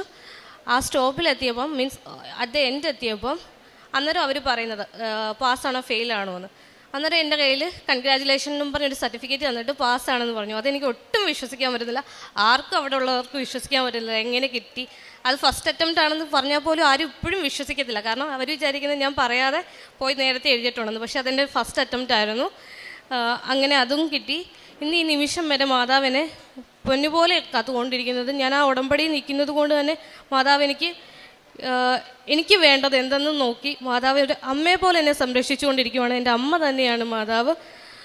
കാരുണ്യ പ്രവൃത്തികൾ എന്ന് വെച്ച് കഴിഞ്ഞാൽ ഇപ്പം ഞാൻ ആ ഒരു സമയത്ത് എനിക്കാണെങ്കിൽ അധികം സഹായിക്കാനോ കാര്യങ്ങളോ പറ്റില്ലായിരുന്നു, ജോലിയും കാര്യങ്ങളോ ഒന്നും ഇല്ലായിരുന്നു. ഞാൻ ഹസ്ബൻഡിനെ ഡിപ്പെൻഡ് ചെയ്ത് നിൽക്കുന്നതായിരുന്നു. പക്ഷേ ഇപ്പം എനിക്ക് വരുമാനം കിട്ടിയപ്പോൾ അന്ന് ഞാൻ മാതാവിനോട് പറഞ്ഞത് മാതാവേ എനിക്ക് സ്വന്തമായിട്ട് പൈസ ഉണ്ടാക്കാൻ പറ്റുന്നൊരു സമയം വരുമ്പോൾ ഞാൻ എല്ലാവരെയും സഹായിക്കാം. ആ വാക്ക് ഞാൻ ഇതുവരെയും പാലിക്കുന്നുണ്ട്. എന്നെക്കൊണ്ട് കഴിയുന്ന രീതിയിൽ പാവപ്പെട്ടവർക്ക് സഹായം ഞാൻ ഇന്നുവരെ ചെയ്യുന്നുണ്ട്. രോഗികൾക്കായാലും സഹായിക്കുന്നുണ്ട്. പിന്നീട് ഞാൻ എല്ലാ ദിവസവും രാവിലെയും വൈകിട്ടും പ്രാർത്ഥന മുടങ്ങാതെ ചൊല്ലുന്നുണ്ട്. അതേപോലെ ഉപവാസം ബുധനാഴ്ചയും ശനിയാഴ്ചയും മോർണിംഗ് ഉപവാസം എടുക്കുന്നുണ്ട്. ബൈബിൾ ഞാൻ എൻ്റെ കയ്യിൽ ബൈബിളില്ല, പക്ഷേ ഞാനാണെങ്കിൽ PDF ഫോണിൽ നിന്ന് ഡൗൺലോഡ് ചെയ്ത് ബൈബിൾ വായിക്കുന്നുണ്ട്. അതേപോലെ തന്നെ സമ്പൂർണ്ണ ജപമാല എല്ലാ ദിവസവും ചൊല്ലുന്നുണ്ട്. ഒരിക്കൽ കൂടി ഈശോയ്ക്കും അമ്മയ്ക്കും 1000 നന്ദി പറയുന്നു. സമയച്ചുരുക്കത്തിൻ്റെ അമ്മ, എനിക്ക് മെയിനായിട്ട് പറയാനുള്ളത് എൻ്റെ വിസയുടെ ഡേറ്റാണ്. ഞാൻ ഒക്ടോബർ 28 മുമ്പ് ചെല്ലണമെന്ന് പ്രാർത്ഥിച്ചതാണ്. ഇവിടെ വന്ന് സെപ്റ്റംബർ 13 ഇട്ടത്, പക്ഷേ ഉടമ്പടി എടുത്തത്. പിന്നീട് ഒക്ടോബർ 7 എനിക്ക് വിസ കിട്ടുകയും ഒക്ടോബർ 17 ഞാൻ ന്യൂസിലൻഡിലെത്തി എൻ്റെ ക്യാബ് കോഴ്സ് സ്റ്റാർട്ട് ചെയ്യുകയും ചെയ്തു. അവിടുന്ന് അരുൾ ചെയ്തു, ഞാൻ നിങ്ങളോട് കൂടെ ഉണ്ടായിരിക്കും, ഞാനാണ് നിന്നെ അയക്കുന്നത്. പുറപ്പാടിൻ്റെ പുസ്തകം 3-ാം അധ്യായം 12-ാം വചനമാണ്. മോശ തൻ്റെ അയോഗ്യതയെപ്പറ്റി ദൈവത്തോട് പറഞ്ഞപ്പോൾ അവൻ്റെ കഴിവുകളെക്കുറിച്ചല്ല, തന്നെക്കുറിച്ച് തന്നെയാണ് ദൈവം ഉറപ്പ് നൽകുന്നത്. മോശ അയോഗ്യനാണെന്ന് പറഞ്ഞപ്പോൾ ദൈവത്തിൻ്റെ സാന്നിധ്യമാണ് മോശയ്ക്ക് ഉറപ്പ് നൽകിയത്. ഞാൻ നിന്നോട് കൂടെ ഉണ്ടായിരിക്കും. ആ ദൈവ സാന്നിധ്യമാണ് നമ്മുടെ ശക്തി നമ്മുടെ ജീവിതത്തിലും. മരിയൻ ഉടമ്പടിയിലൂടെ നമ്മളും ഈശോയോടും അമ്മയോടും ചേർന്ന് ജീവിക്കാൻ വാഗ്ദാനമാണ് ചെയ്യുന്നത്. ദൈവം നമ്മോട് പറയുന്നത്, ഉടമ്പടിയിൽ നീ ഒറ്റയ്ക്കല്ല, ഞാൻ നിന്നോട് കൂടെ ഉണ്ടെന്നാണ്. അവിടുന്ന് പുറപ്പാടിൻ്റെ പുസ്തകത്തിൽ അരുളി ചെയ്ത പോലെ ഞാൻ നിങ്ങളോട് കൂടി ഉണ്ടായിരിക്കും, ഞാനാണ് നിന്നെ അയക്കുന്നത് എന്നാണ്. ദൈവത്തിൻ്റെ സാന്നിധ്യവും സാമീപ്യവും ശക്തിയും മനസ്സിലാക്കിയ ആ ദൈവാനുഭവം അനുഭവിച്ചറിഞ്ഞ ശ്രീന ലക്ഷ്മിയുടെ സാക്ഷ്യമാണ് നമ്മൾ കേട്ടത്. ബുദ്ധിമുട്ടുകളുടെയും പ്രശ്നങ്ങളുടെയും പ്രതിസന്ധികളുടെയും നടുവിൽ നമുക്കാർക്കും ഞാൻ നിന്നോട് കൂടെയുണ്ട് എന്ന് നമുക്ക് പറയുവാൻ സാധിക്കില്ല. പക്ഷെങ്കിൽ ഉടമ്പടിയിലുള്ള മക്കൾക്ക് ദൈവസാന്നിധ്യം ഉറപ്പാണ്. ഈ സാക്ഷ്യത്തിൽ നമുക്കതുവണ്ണം മനസ്സിലാകുന്നത്. ഈ മകൾ പറഞ്ഞ സാക്ഷ്യത്തിൽ ഉടമ്പടി എടുത്ത് പ്രാർത്ഥിക്കുകയും ഒക്ടോബർ 28 മുമ്പ് ഞാൻ ന്യൂസിലാൻഡിൽ എത്തണമെന്നാണ് ഈ മകൾ പ്രാർത്ഥിച്ചത്. ഡേറ്റ് ഇട്ട് പ്രാർത്ഥിച്ച് സമയത്തിന് മേൽ അധികാരമുള്ള കൃപാസനം അമ്മയുടെ മധ്യസ്ഥതയിലാണ് ഈ മകൾ പ്രാർത്ഥിക്കുകയും അങ്ങനെ തന്നെ ആ പ്രാർത്ഥനയുടെ അടിസ്ഥാനത്തിൽ ഒക്ടോബർ 7 വിസ ലഭിക്കുകയും 17-ാം തീയതി കോഴ്സ് സ്റ്റാർട്ട് ചെയ്യുവാനായിട്ട് അവിടെ ന്യൂസിലാൻഡിൽ എത്താൻ സാധിക്കുകയും ചെയ്തു. വിസിറ്റിംഗ് വിസ കിട്ടുകയും ചെയ്തു. ഈ മകളുടെ ജീവിതത്തിൽ ഉടമ്പടി എടുത്തതിന് ശേഷമാണ് ഓരോ കാര്യങ്ങളും പടിപടിയായിട്ട് ഈശോയും അമ്മയും നടത്തി കൊടുക്കുന്നത്. ആ ദൈവ സാന്നിധ്യം, ഞാനാണ് നിന്നെ അയക്കുന്നത്, ഞാൻ നിൻ്റെ കൂടെ ഉണ്ട് എന്നുള്ള ധൈര്യമാണ് ഈ മകൾക്ക് ഓരോ കാര്യം മുന്നോട്ട് പോകുവാനായിട്ട് സഹായിച്ചത്. പിന്നീട് കുടുംബത്തെയും കൂടെ കൊണ്ടുപോകാനായിട്ടുള്ള PR ആണ്. അതും നിഷ്പ്രയാസം തന്നെ. ബുദ്ധിമുട്ടുകളുണ്ടായിരുന്നെങ്കിലും പക്ഷെങ്കിൽ അമ്മയുടെയും ഈശോയുടെയും സാന്നിധ്യത്തിലൂടെ അതും ലഭിക്കുകയും ചെയ്തു. പിന്നെ ഡ്രൈവിംഗ് ടെസ്റ്റ് ആ മകൾ നല്ല രീതിയിൽ പറയുകയും ചെയ്ത് എക്സ്പ്ലെയിൻ ചെയ്തിട്ടുണ്ട് എങ്ങനെയാണ് ആ ഫസ്റ്റ് അറ്റംപ്റ്റിൽ തന്നെ ഡ്രൈവിംഗ് ടെസ്റ്റ് പാസ്സാകാൻ സാധിച്ചത്. ഇത് ഈശോയും അമ്മയും കൂടി ഉണ്ടെങ്കിൽ മാത്രമേ നമുക്കിതൊക്കെ പാസ്സാകാൻ സാധിക്കുകയുള്ളൂ. അതും ഒരു ഫോറിൻ കൺട്രീസിലൊക്കെ ഫസ്റ്റ് അറ്റംപ്റ്റിൽ തന്നെ ജയിക്കാനും PR ലഭിക്കുവാനും ഒക്കെ ഉള്ള ഒരു കൃപ ലഭിക്കണമെങ്കിൽ അത് ഉടമ്പടിയിലുള്ള മക്കളുടെ ജീവിതത്തിൽ മാത്രമേ നമുക്കിതൊക്കെ കാണുവാൻ സാധിക്കുകയുള്ളൂ. ഈ മകളുടെ എല്ലാ കാര്യത്തിലും ഈശോയും അമ്മയോടും ചേർന്ന് നിന്ന് ഈ മകളും അമ്മയുടെ കരം പിടിച്ചാണ് ഓരോ കാര്യത്തിലും അമ്മ എൻ്റെ കൂടെയുണ്ട്. ഈ മകൾ പറഞ്ഞതുപോലെ എന്നെ അമ്മയെ പോലെയാണ് സംരക്ഷിക്കുന്നത് എന്നാണ് ഈ മകൾ പറഞ്ഞത്. അതാണ് ആ അമ്മയോടുള്ള ബന്ധം. ഈ ഉടമ്പടി ബന്ധമാണ്. ഞാൻ നിന്നോട് കൂടെയുണ്ട് എന്ന വാഗ്ദാനമാണ് ഉടമ്പടിയിൽ. നമ്മുടെ ഉടമ്പടി വിശ്വാസ ജീവിതത്തിൻ്റെ അടിസ്ഥാനം ഈ ബന്ധമാണ്. മരിയൻ ഉടമ്പടി ഒരു ആത്മീയ സമർപ്പണമാണ്. ദൈവം നമ്മുടെ കൂടെ ഉണ്ട് എന്ന വിശ്വാസത്തിൽ ജീവിക്കാനുള്ള ഒരു തീരുമാനമാണ്. നമ്മുടെ ജീവിതത്തിലും ദൈവസാന്നിധ്യത്തിൻ്റെ ഉറച്ച വിശ്വാസത്തിൽ ഉടമ്പടി ജീവിതം മുന്നോട്ട് നയിക്കുവാൻ ദൈവം നമ്മളെ അനുഗ്രഹിക്കട്ടെ എന്ന് നമുക്ക് പ്രാർത്ഥിക്കാം. ശ്രീന ലക്ഷ്മിക്ക് കുടുംബത്തിന് ലഭിച്ച ഈ വലിയ അനുഗ്രഹങ്ങൾക്ക് നമ്മൾക്ക് കരങ്ങളടിച്ച് ദൈവത്തെ മഹത്വപ്പെടുത്താം. യേശുവേ നന്ദി, യേശുവേ സ്തുതി. നന്ദി പറയുന്നു. എൻ്റെ പേര് സോഫിയ. ഞാൻ UK നിന്ന് വരുവാണ്. ഞാൻ ഉടമ്പടി എടുക്കുന്നത് ജനുവരി 19, 2023 ഉടമ്പടി എടുക്കാൻ കാരണമായത് ഇതുപോലെ വിസിറ്റ് വിസയിൽ UK പോകാൻ വേണ്ടിയാണ്. അതിന് ഒത്തിരി തടസ്സങ്ങളുണ്ടായിരുന്നു. എൻ്റെ അനിയത്തിക്ക് അവിടെ പോകാൻ കാരണം എന്ന് വെച്ച് കഴിഞ്ഞാൽ എൻ്റെ അനിയത്തിക്ക് അവിടെ വെച്ച് അസുഖം ഉണ്ടാവുകയും അവളെ നോക്കാൻ ആരും ഇല്ലാതാവുകയും വരികയും ചെയ്തപ്പം എനിക്ക് അവിടെ പോകാൻ വേണ്ടി വിസിറ്റ് വിസയിൽ അപ്ലൈ ചെയ്യാൻ വേണ്ടിയായിരുന്നു. അങ്ങനെ കുറേ ഏജൻസി ഞാൻ സമീപിച്ചു. അവർ പറഞ്ഞു എനിക്ക് ഡോക്യുമെൻറ്റ്സ് ഒന്നും ഇല്ല, പോകാൻ പറ്റത്തില്ല, അങ്ങനെയൊക്കെയുള്ള കുറേ കാരണങ്ങൾ പറഞ്ഞു. അന്ന് ഞാൻ ഒരു യൂട്യൂബ് ഒരു പേജിൽ കൂടെ ഒരു ചേച്ചിയെ പരിചയപ്പെടുകയും ആ പുള്ളിക്കാരി എല്ലാ പേപ്പേഴ്സ് റെഡിയാക്കി തരാമെന്ന് പറയുകയും ചെയ്തു. അങ്ങനെ UK പോവുകയും ചെയ്തു. അവിടെ വെച്ച് ഞാൻ ഇങ്ങനെ ജോബ് വിസയെ പറ്റി അറിയുകയും ഒരു പുള്ളിയെ പരിചയപ്പെടുകയും ആ പുള്ളിക്ക് 10 ലക്ഷം രൂപ കൊടുക്കുകയും ചെയ്തു. ആ പുള്ളി വിസ തരാമെന്ന് പറഞ്ഞാണ് ഞാൻ കൊടുത്തത്. പക്ഷേ ഞാൻ അവിടുന്ന് 6 മാസത്തിനുള്ളിൽ ഞാൻ തിരിച്ചിവിടെ വന്നു. ഇവിടെ വന്ന് കഴിഞ്ഞാൽ പുള്ളി കോൺടാക്റ്റ് ചെയ്യുകയും ചെയ്തു. എന്തായി വിസ ഇൻ്റർവ്യൂ എന്നാ? പുള്ളി വന്ന് നെക്സ്റ്റ് മന്ത് അങ്ങനെ ഓരോ മാസവും നീണ്ടുപോയി. അങ്ങനെ എനിക്ക് അവസാനം ഞാൻ പുള്ളിയെ ഒരു ദിവസം വിളിച്ചപ്പോൾ പുള്ളി ഫോൺ എടുക്കാതായി. 2 ദിവസം 3 ദിവസം അങ്ങനെ കുറേ ദിവസം ഞാൻ ട്രൈ ചെയ്തു, പുള്ളി എടുക്കുന്നില്ല. അവസാനം ഞാൻ പുള്ളിയുടെ വീട്ടിൽ തന്നെ പോകാമെന്ന് വിചാരിച്ചു. പുള്ളിയുടെ വീട് തൊടുപുഴയായിരുന്നു.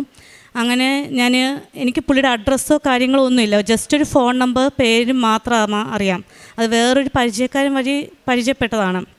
അങ്ങനെ ഞാൻ എന്ത് ചെയ്യണമെന്ന് അറിയാതെ ഞാനിങ്ങനെ വിഷമിച്ചിരിക്കുമ്പം എനിക്ക് ആകപ്പാടെ പുള്ളിയുടെ അക്കൗണ്ട് ഡീറ്റെയിൽസ് മാത്രമാണുള്ളത്. ആ അക്കൗണ്ട് ഡീറ്റെയിൽസ് വെച്ച് ഞാൻ ബാങ്കിൽ പോയി, മണിമല ബാങ്കിൽ.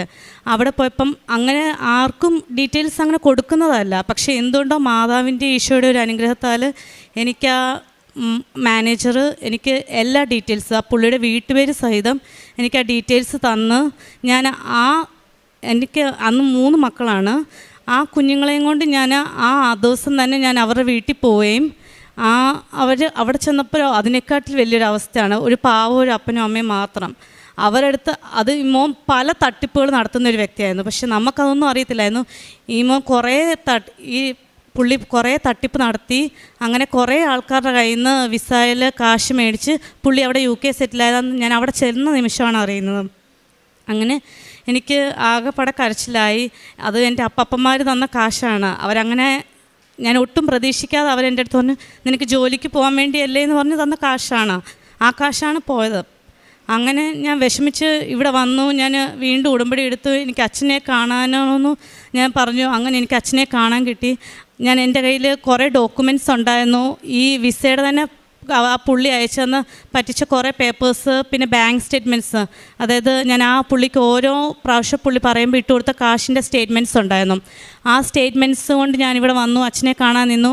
എൻ്റെ കയ്യിൽ ആ ഒരു കെട്ട് ഡോക്യുമെൻറ്റ്സ് ഉണ്ടായിരുന്നതിൽ അച്ഛൻ എൻ്റെ ആ ഒരു ഡോക്യുമെൻറ്റ്സ് മാത്രം, ബാങ്ക് സ്റ്റേറ്റ്മെൻറ്റ്സിൻ്റെ ആ ഡോക്യുമെൻറ്റ്സ് മാത്രമാണ് എടുത്തത്. അച്ഛൻ എന്നിട്ട് അത് മാതാവിൻ്റെ അടുത്ത് കൊണ്ടുപോയി പ്രാർത്ഥിക്കുകയും ചെയ്തു. എന്നിട്ട് എനിക്ക് ഒരു ലോക്കറ്റ് തരികയും ചെയ്തു. അതിനൊരു ദിവസം മുന്നേ ഇങ്ങനെ ഫുൾ കരച്ചിലും പ്രാർത്ഥനയാണ്. എന്നാൽ ഞാൻ MBA കഴിഞ്ഞിട്ട് 10 വർഷമായി. അങ്ങനെ ജോലിക്ക് പോയില്ല. അങ്ങനത്തെ ഉള്ളൊരു ഇതുമുണ്ട്. അങ്ങനെ ഇത് എൻ്റെ അവസാനത്തെ ഒരു ആഗ്രഹം ഇതാണ്, UK പോകണം, അവിടെ പോയി സെറ്റിൽ ആവണമെന്നുള്ളത്. അങ്ങനെ ഞാൻ ഇവിടെ വന്ന് അച്ഛനെ കണ്ടു. അതിൻ്റെ തലേദിവസം എനിക്കിതുപോലെ ഒരു ദർശനം ഉണ്ടായി. ഞാൻ വീട്ടിലിരുന്ന് കരഞ്ഞ് പ്രാർത്ഥിച്ചുകൊണ്ടിരിക്കുമ്പം ഇതുപോലെ ഞാൻ സ്വപ്നത്തിൽ കാണുവാണ് ജോസഫ് അച്ഛൻ എനിക്ക് വേണ്ടി മുട്ടുകുത്തി മാതാവിൻ്റെ അടുത്ത് ഒരു പേപ്പർ എടുത്ത് പ്രാർത്ഥിക്കുന്നതായിട്ട് ഞാൻ കണ്ടു. പക്ഷെ അത് തന്നെ നെക്സ്റ്റ് ഡേ ഞാനിവിടെ രാവിലെ വന്നു, അച്ഛനെ കാണാൻ കിട്ടി. അന്നേരം അച്ഛൻ ആ ഒരു പേപ്പർ തന്നെയാണ് എൻ്റെ കയ്യിൽ നിന്ന് എടുത്ത് പ്രാർത്ഥിക്കുകയും ചെയ്ത് ഞാൻ തിരിച്ച് വീട്ടിൽ പോയി. അത് കഴിഞ്ഞ് കുറച്ച് ദിവസം കഴിഞ്ഞപ്പോൾ എൻ്റെ അനിയത്തി ഇതുപോലെ പറഞ്ഞു, ഞാൻ വേറൊരാളെ പരിചയപ്പെട്ടു, പുള്ളി വിസ തരാമെന്ന് പറഞ്ഞു. പക്ഷെ പുള്ളി 20 ലക്ഷം ചോദിക്കുന്നത്. ഞാൻ പറഞ്ഞു 20 ലക്ഷം ഇനി എവിടെ നിന്ന് എടുക്കാൻ? ഇപ്പം തന്നെ അപ്പനും എല്ലാം സഹായിച്ചാണ് ഈ 10 ലക്ഷം അറേഞ്ച് ചെയ്തത്. ഇനി 20 ലക്ഷം എവിടെ നിന്ന് കൊടുക്കാനാണെന്ന് ഞാൻ ചോദിച്ചു. അവൾ പറഞ്ഞു സാരമില്ല, നമുക്ക് എങ്ങനെയും. പക്ഷെ പുള്ളി പറയുന്നത് വിസ തരാം, സ്പോൺസർഷിപ്പും തരാം, കാശ് പതുക്കെ കൊടുത്താൽ മതിയെന്നാണ്. അത് ഞാൻ പറഞ്ഞു ശരി, ഞാൻ എങ്ങനെയാണെന്ന് വെച്ചാൽ നോക്കാം. അങ്ങനെ ഞാനാണെങ്കിൽ ആ ഇൻ്റർവ്യൂ അറ്റൻഡ് ചെയ്തു. അന്ന് നൈറ്റ് തന്നെ ഒരു പൈസ പോലും കൊടുക്കാതെ പുള്ളി എനിക്ക് സ്പോൺസർഷിപ്പ് എൻ്റെ മെയിലിൽ, ഇവിടുത്തെ സമയം രാത്രി 12 മണി ആയപ്പം എൻ്റെ മെയിലിനകത്ത് വരികയും ചെയ്തു. അത് കഴിഞ്ഞ് ആ പുള്ളിക്ക് കുറേശ്ശെ കാശ് കൊടുക്കുകയും അത് കഴിഞ്ഞ് ഞങ്ങൾക്ക് സ്പോൺസർഷിപ്പ് കിട്ടിയും എൻ്റെ ഹസ്ബൻഡും കുഞ്ഞുങ്ങളും ഞങ്ങൾ 5 പേർക്ക് ഫാമിലി വിസയോടുകൂടി ഞങ്ങൾക്ക് UK പോകാൻ സഹായിച്ചു. അത് കഴിഞ്ഞ് അവിടെ ചെന്ന് കഴിഞ്ഞിട്ടാണെങ്കിൽ കുറേ പ്രോബ്ലംസ്. അതായത് എൻ്റെ കുഞ്ഞുങ്ങളെന്ന് വെച്ച് കഴിഞ്ഞാൽ 7ഉം 5ഉം 3ഉം വയസ്സുള്ളൂ. എൻ്റെ കുഞ്ഞ് ഇവിടുന്ന് പോകുമ്പോൾ അവന് 1.5 വയസ്സേ ഉള്ളൂ. അന്നേരം അവനെയും കൊണ്ട് അവിടെ ചെന്ന് കഴിഞ്ഞപ്പോൾ എനിക്ക് ഒത്തിരി ബുദ്ധിമുട്ടുകൾ. അതെന്ന് വെച്ച് കഴിഞ്ഞാൽ ജോലി അവർ രാവിലെ വിളിച്ചു കുറേ പോകണം, വെളുപ്പിനെയൊക്കെ വിളിക്കുന്നവർ, ഇന്നടുത്ത് പോകണം, എടുക്കണം, അങ്ങനെയൊക്കെ പറഞ്ഞ് ഭയങ്കര ഒത്തിരി ബുദ്ധിമുട്ടുകൾ. അന്ന് ഞാൻ ഈശോയോട് വീണ്ടും പ്രാർത്ഥിച്ചു, ഈശോയെ എന്തുകൊണ്ട് ഈ 3 കുഞ്ഞുങ്ങളെ, അവിടുത്തെ റൂൾസ് എന്ന് വെച്ച് കഴിഞ്ഞാൽ നമുക്ക് കുഞ്ഞുങ്ങളെ ഇട്ടിട്ട് എങ്ങും പോകാൻ പറ്റത്തില്ല. അങ്ങനെ വല്ല അറിഞ്ഞു കഴിഞ്ഞാൽ സേഫ് ഗാർഡിങ് ഇഷ്യൂസ്, അങ്ങനെ ഒത്തിരി പ്രോബ്ലംസ് ഉണ്ട്. ഞാൻ വീണ്ടും പ്രാർത്ഥിച്ചു, ഈശോയെ എനിക്ക് ഒരു ജോലി തന്ന് വീണ്ടും എന്നെ ഒന്ന് സഹായിക്കണമെന്ന് പറഞ്ഞു. അങ്ങനെ 6 മന്ത്സിനുള്ളിൽ അവിടെ ചെല്ലുന്ന ഞാൻ February 11, 2024 അവിടെ ചെന്ന് കഴിഞ്ഞിട്ട് ഒരു 6 മന്ത്സ്, അതായത് ഓഗസ്റ്റിൽ ഞാൻ ചുമ്മാ ഒരു നൈറ്റ് ഇങ്ങനെ വർക്ക് ചെയ്തുകൊണ്ടിരിക്കുന്നപ്പം ഞാൻ ചുമ്മാ ഒരു ഇൻഡീഡിനകത്ത് അപ്ലൈ ചെയ്തു. അതും മാതാവിൻ്റെ പച്ചത്തിരിയിലുള്ള പേരിലുള്ള ഗ്രീൻ ഹിൽ എന്ന് പറഞ്ഞാൽ ഞാൻ വെറുതെ ജസ്റ്റ് ഒന്ന് അപ്ലൈ ചെയ്തു. എനിക്കറിയാം കിട്ടത്തില്ല, എന്താ പറഞ്ഞാൽ 6 മന്ത്സ് ഒരു എക്സ്പീരിയൻസ് ഇല്ല, ഒന്നുമില്ല, അങ്ങനെയൊക്കെ ഒത്തിരി പ്രോബ്ലംസ് ഉണ്ടായിരുന്നു. എന്നാലും ഞാൻ വിചാരിച്ചു എന്നാലും ഒന്ന് അപ്ലൈ ചെയ്യാം. നെക്സ്റ്റ് ഡേ തന്നെ അവരെന്നെ വിളിക്കുകയും എൻ്റെ അടുത്ത് പറഞ്ഞു ഇൻ്റർവ്യൂവിന് വരാമെന്ന് പറഞ്ഞു. അന്നേരവും എനിക്കൊരു സ്കോപ്പും ഇല്ല. ഇൻ്റർവ്യൂ അറ്റൻഡ് ചെയ്യാൻ പറ്റുമോയെന്നോ അല്ലെങ്കിൽ പാസ്സാവുമെന്നോ അല്ലെ അവിടെ സ്പോൺസർഷിപ്പ് ഉണ്ടോയെന്നോ. സ്പോൺസർഷിപ്പ് ഉണ്ടെങ്കിലേ നിൽക്കാനും പറ്റത്തുള്ളൂ, മറ്റേ ജോലിയിൽ നിന്ന് എനിക്ക് റിസൈൻ ചെയ്തിട്ട് ന്യൂ ജോബിലോട്ട് കയറാനും പറ്റത്തുള്ളൂ. അങ്ങനെ എന്തായാലും ഞാൻ പോയി ഇൻ്റർവ്യൂ അറ്റൻഡ് ചെയ്തു. അന്ന് ഒരു ട്യൂസ്ഡേ ആയിരുന്നു. അന്ന് ഞാൻ അച്ഛൻ്റെ ഓൺലൈൻ ഉടമ്പടി ധ്യാനം കൂടിക്കൊണ്ടാണ് ഞാനും എൻ്റെ ഹസ്ബൻഡും കുഞ്ഞും കൂടി പോകുന്നത്. അവിടെ ചെന്നു, ഇൻ്റർവ്യൂ അറ്റൻഡ് ചെയ്തു. അവരെൻ്റെ അടുത്ത് ചോദിച്ചു, നിനക്ക് എന്തോ വേണ്ടത്? ഞാൻ പറഞ്ഞു, എനിക്ക് സ്പോൺസർഷിപ്പ് വേണം, എനിക്ക് എന്നാലേ ജോലി കണ്ടിന്യൂ കയറാൻ പറ്റത്തുള്ളൂ. എന്നാൽ അവർ പറഞ്ഞു, ഓക്കെ, ഞങ്ങൾ എൻ്റെ മാനേജറുമായിട്ടൊന്ന് സംസാരിച്ചിട്ട് ഞങ്ങൾ നിന്നെ കോൺടാക്റ്റ് ചെയ്യാമെന്ന് പറഞ്ഞു. അത് കഴിഞ്ഞിട്ട് 2-3 ഡേയ്സ് കഴിഞ്ഞപ്പോൾ അവർ പറഞ്ഞു, ഓക്കെ, ഞങ്ങൾ സ്പോൺസർഷിപ്പ് തരാമെന്ന് പറഞ്ഞു. അത് കഴിഞ്ഞിട്ട് ഒത്തിരി ഡിലേ വന്നു. അന്നേരം എൻ്റെ ഈ ജോലിയിൽ ഞാൻ അവരോട് പറഞ്ഞില്ല, ഞാൻ ആ ജോലി കണ്ടിന്യൂ ചെയ്യുക, സ്പോൺസർഷിപ്പ് ഉണ്ടെങ്കിൽ നിൽക്കാനും പറ്റത്തുള്ളൂ. അങ്ങനെ എന്തായാലും സെപ്റ്റംബർ 30 എനിക്ക് മാതാവ് പുതിയ വിസ തന്ന് അനുഗ്രഹിച്ചു. അങ്ങനെ ഞാൻ ആ പുതിയ ജോലിയിൽ കയറി. അങ്ങനെ മാതാവിനെ കൊടാനും കൊണ്ട് തന്നി, അമ്മ മാതാവിനെ തിരുക്കുമാരനും തന്ന. പിന്നെ ഞാൻ എൻ്റെ കാരുണ്യപ്രവർത്തികളായിട്ട് ഞാൻ ചെയ്തതെന്ന് വെച്ച് കഴിഞ്ഞാൽ, ഞാൻ ഇവിടെ അമ്മയുടെ കാശ് അയച്ചു കൊടുക്കുമായിരുന്നു. ഇവിടെ അമ്മമാർക്ക് ഫുഡ് മേടിച്ചു കൊടുക്കാനും, പിന്നെ ഞാൻ ഈ ഫേസ്ബുക്കിലും അതിലൊക്കെ ഒത്തിരി പേര് കുഞ്ഞുങ്ങൾക്ക് ബുദ്ധിമുട്ടുന്ന സഹായവും അന്ന് ഞാൻ ഓൺലൈൻ ത്രൂ പേയ്മെൻറ്റ് ചെയ്യുകയും അങ്ങനെയൊക്കെ ചെയ്തായിരുന്നു. പിന്നെ ഞങ്ങളുടെ വീട്ടിൽ ജോലിക്ക് നിന്ന ആൻറ്റിയുടെ മോക്ക് ഫീസ് അടയ്ക്കാനൊക്കെ കാശ് കൊടുക്കുകയും, പിന്നെ പ്രേക്ഷിത പ്രവർത്തനമായിട്ട് ഞാൻ ചെയ്തതെന്ന് വെച്ച് കഴിഞ്ഞാൽ തമിഴ് പത്രം മേടിച്ച് വേളാങ്കണ്ണിക്ക് കൊണ്ട് കൊടുക്കുകയും, പിന്നെ ഇംഗ്ലീഷ് പത്രം മേടിച്ച് UK അവിടെ ഉള്ള പള്ളികളിലും അവിടെയൊക്കെ കൊടുക്കുകയും ചെയ്തു. എനിക്ക് തന്ന എല്ലാ അനുഗ്രഹങ്ങളും അമ്മ മാതാവിനും തിരുക്കുമാരനും കൊടാനും കൂടി നന്ദി ഞാൻ പറയുന്നു. എൻ്റെ ആത്മീയത എന്ന് വെച്ച് കഴിഞ്ഞാൽ ഞാൻ എല്ലാ ആഴ്ചയിലും എനിക്ക് പറ്റുന്ന സമ്മേളനങ്ങളിലെല്ലാം ഞാൻ സൺഡേസിൽ പള്ളി പോവുകയും വിശുദ്ധ കുർബാന സ്വീകരിക്കുകയും, പിന്നെ കുമ്പസാരിക്കാനുള്ള അവസരങ്ങളൊന്നും ഞാൻ മുടക്കാറുമില്ല. പിന്നെ ഇവിടെ വെച്ചായിരുന്നപ്പോൾ, നാട്ടിലായിരുന്നപ്പോൾ എല്ലാ ദിവസവും ഞാൻ എൻ്റെ 3 കുഞ്ഞുങ്ങളെയും കൊണ്ട് എല്ലാ ദിവസവും ഞാൻ പള്ളിയിൽ പോകുമായിരുന്നു. എല്ലാ 2 ആഴ്ച കൂടുമ്പോൾ ഞാൻ കുമ്പസാരിക്കുകയും ചെയ്യുമായിരുന്നു. അവിടെ ചെന്ന് എല്ലാ ആഴ്ചയിലും എല്ലാ ഞായറാഴ്ച പള്ളിയിൽ പോകാൻ പറ്റുന്ന അവസരങ്ങളിലെല്ലാം ഞാൻ പള്ളിയിൽ പോവുകയും വിശുദ്ധ കുർബാന മുടക്കാതെയും കുഞ്ഞുങ്ങളെയും ആത്മീയതയിൽ വളരാനും അവരെ എൻകറേജ് ചെയ്യുകയും ചെയ്യാറുണ്ട്. വിശുദ്ധ പൗലോസ് ശ്ലീഹ കൊറിന്തോസ്കാർക്ക് എഴുതിയ 2-ാം ലേഖനം 4-ാം അധ്യായം 17-ാം തിരുവചനം. ഞങ്ങളുടെ ക്ലേശങ്ങൾ നിസാരവും ക്ഷണികവുമാണ്, അവയുടെ ഫലമോ അനുപമമായ മഹത്വവും. ദൃശ്യമായവയല്ല, അദൃശ്യമായവയാണ് ഞങ്ങളുടെ ലക്ഷ്യം. ദൃശ്യങ്ങൾ നശ്വരങ്ങളാണ്, അദൃശ്യങ്ങൾ അനശ്വരങ്ങളും. സോഫിയ എന്ന മകൾ ഉടമ്പടി ചെയ്ത് അനശ്വരമായ നിത്യതയ്ക്ക് വേണ്ടിയാണ് ഈശോയോട് ഉടമ്പടി ചെയ്ത് മുന്നോട്ട് ജീവിക്കുന്നത് എന്നാണ് ഈ സാക്ഷ്യമേറ്റ് പറയുന്നത്. വളരെ സങ്കടത്തോടു കൂടിയുള്ള ഒരു സമയത്താണ് ഇവിടെ വന്ന് സോഫിയ ഉടമ്പടിയെടുത്ത് പ്രാർത്ഥിക്കുന്നത്. UK ഒരു നഴ്സിംഗ് വർക്കിന് വേണ്ടി പോകാൻ ഒരു ഏജൻറ്റിന് 10 ലക്ഷം രൂപ കൊടുത്ത് ഒട്ടും തന്നെ തിരിച്ച് ലഭിക്കുകയില്ല എന്ന് ഉറപ്പായി. അപ്പോൾ വളരെ സങ്കടത്തിലാണ് ഈ മകൾ ഇവിടെ വന്ന് ഉടമ്പടിയെടുത്ത് പ്രാർത്ഥിക്കുന്നത്. പരിശുദ്ധ അമ്മയുടെ മാധ്യസ്ഥം അദ്ദേഹത്തിൻ്റെ ആ ഏജൻറ്റിൻ്റെ വീടിൻ്റെ മുന്നിൽ അവിടെ കൊണ്ട് പരിശുദ്ധ അമ്മയുടെ കാശുരൂപം സ്ഥാപിക്കുകയും അവരുടെ കുടുംബത്തിന് വേണ്ടി പ്രാർത്ഥിക്കുകയും ചെയ്തപ്പോഴാണ് അദ്ദേഹത്തിന് മനപരിവർത്തനമുണ്ടാവുകയും ഇവർക്കുള്ള ഒരു വലിയ എമൗണ്ട് തിരിച്ചു നൽകാനുള്ള കൃപ പരിശുദ്ധ അമ്മ നൽകുകയും ചെയ്തതായി ഇവിടെ സാക്ഷ്യപ്പെടുത്തുകയാണ്.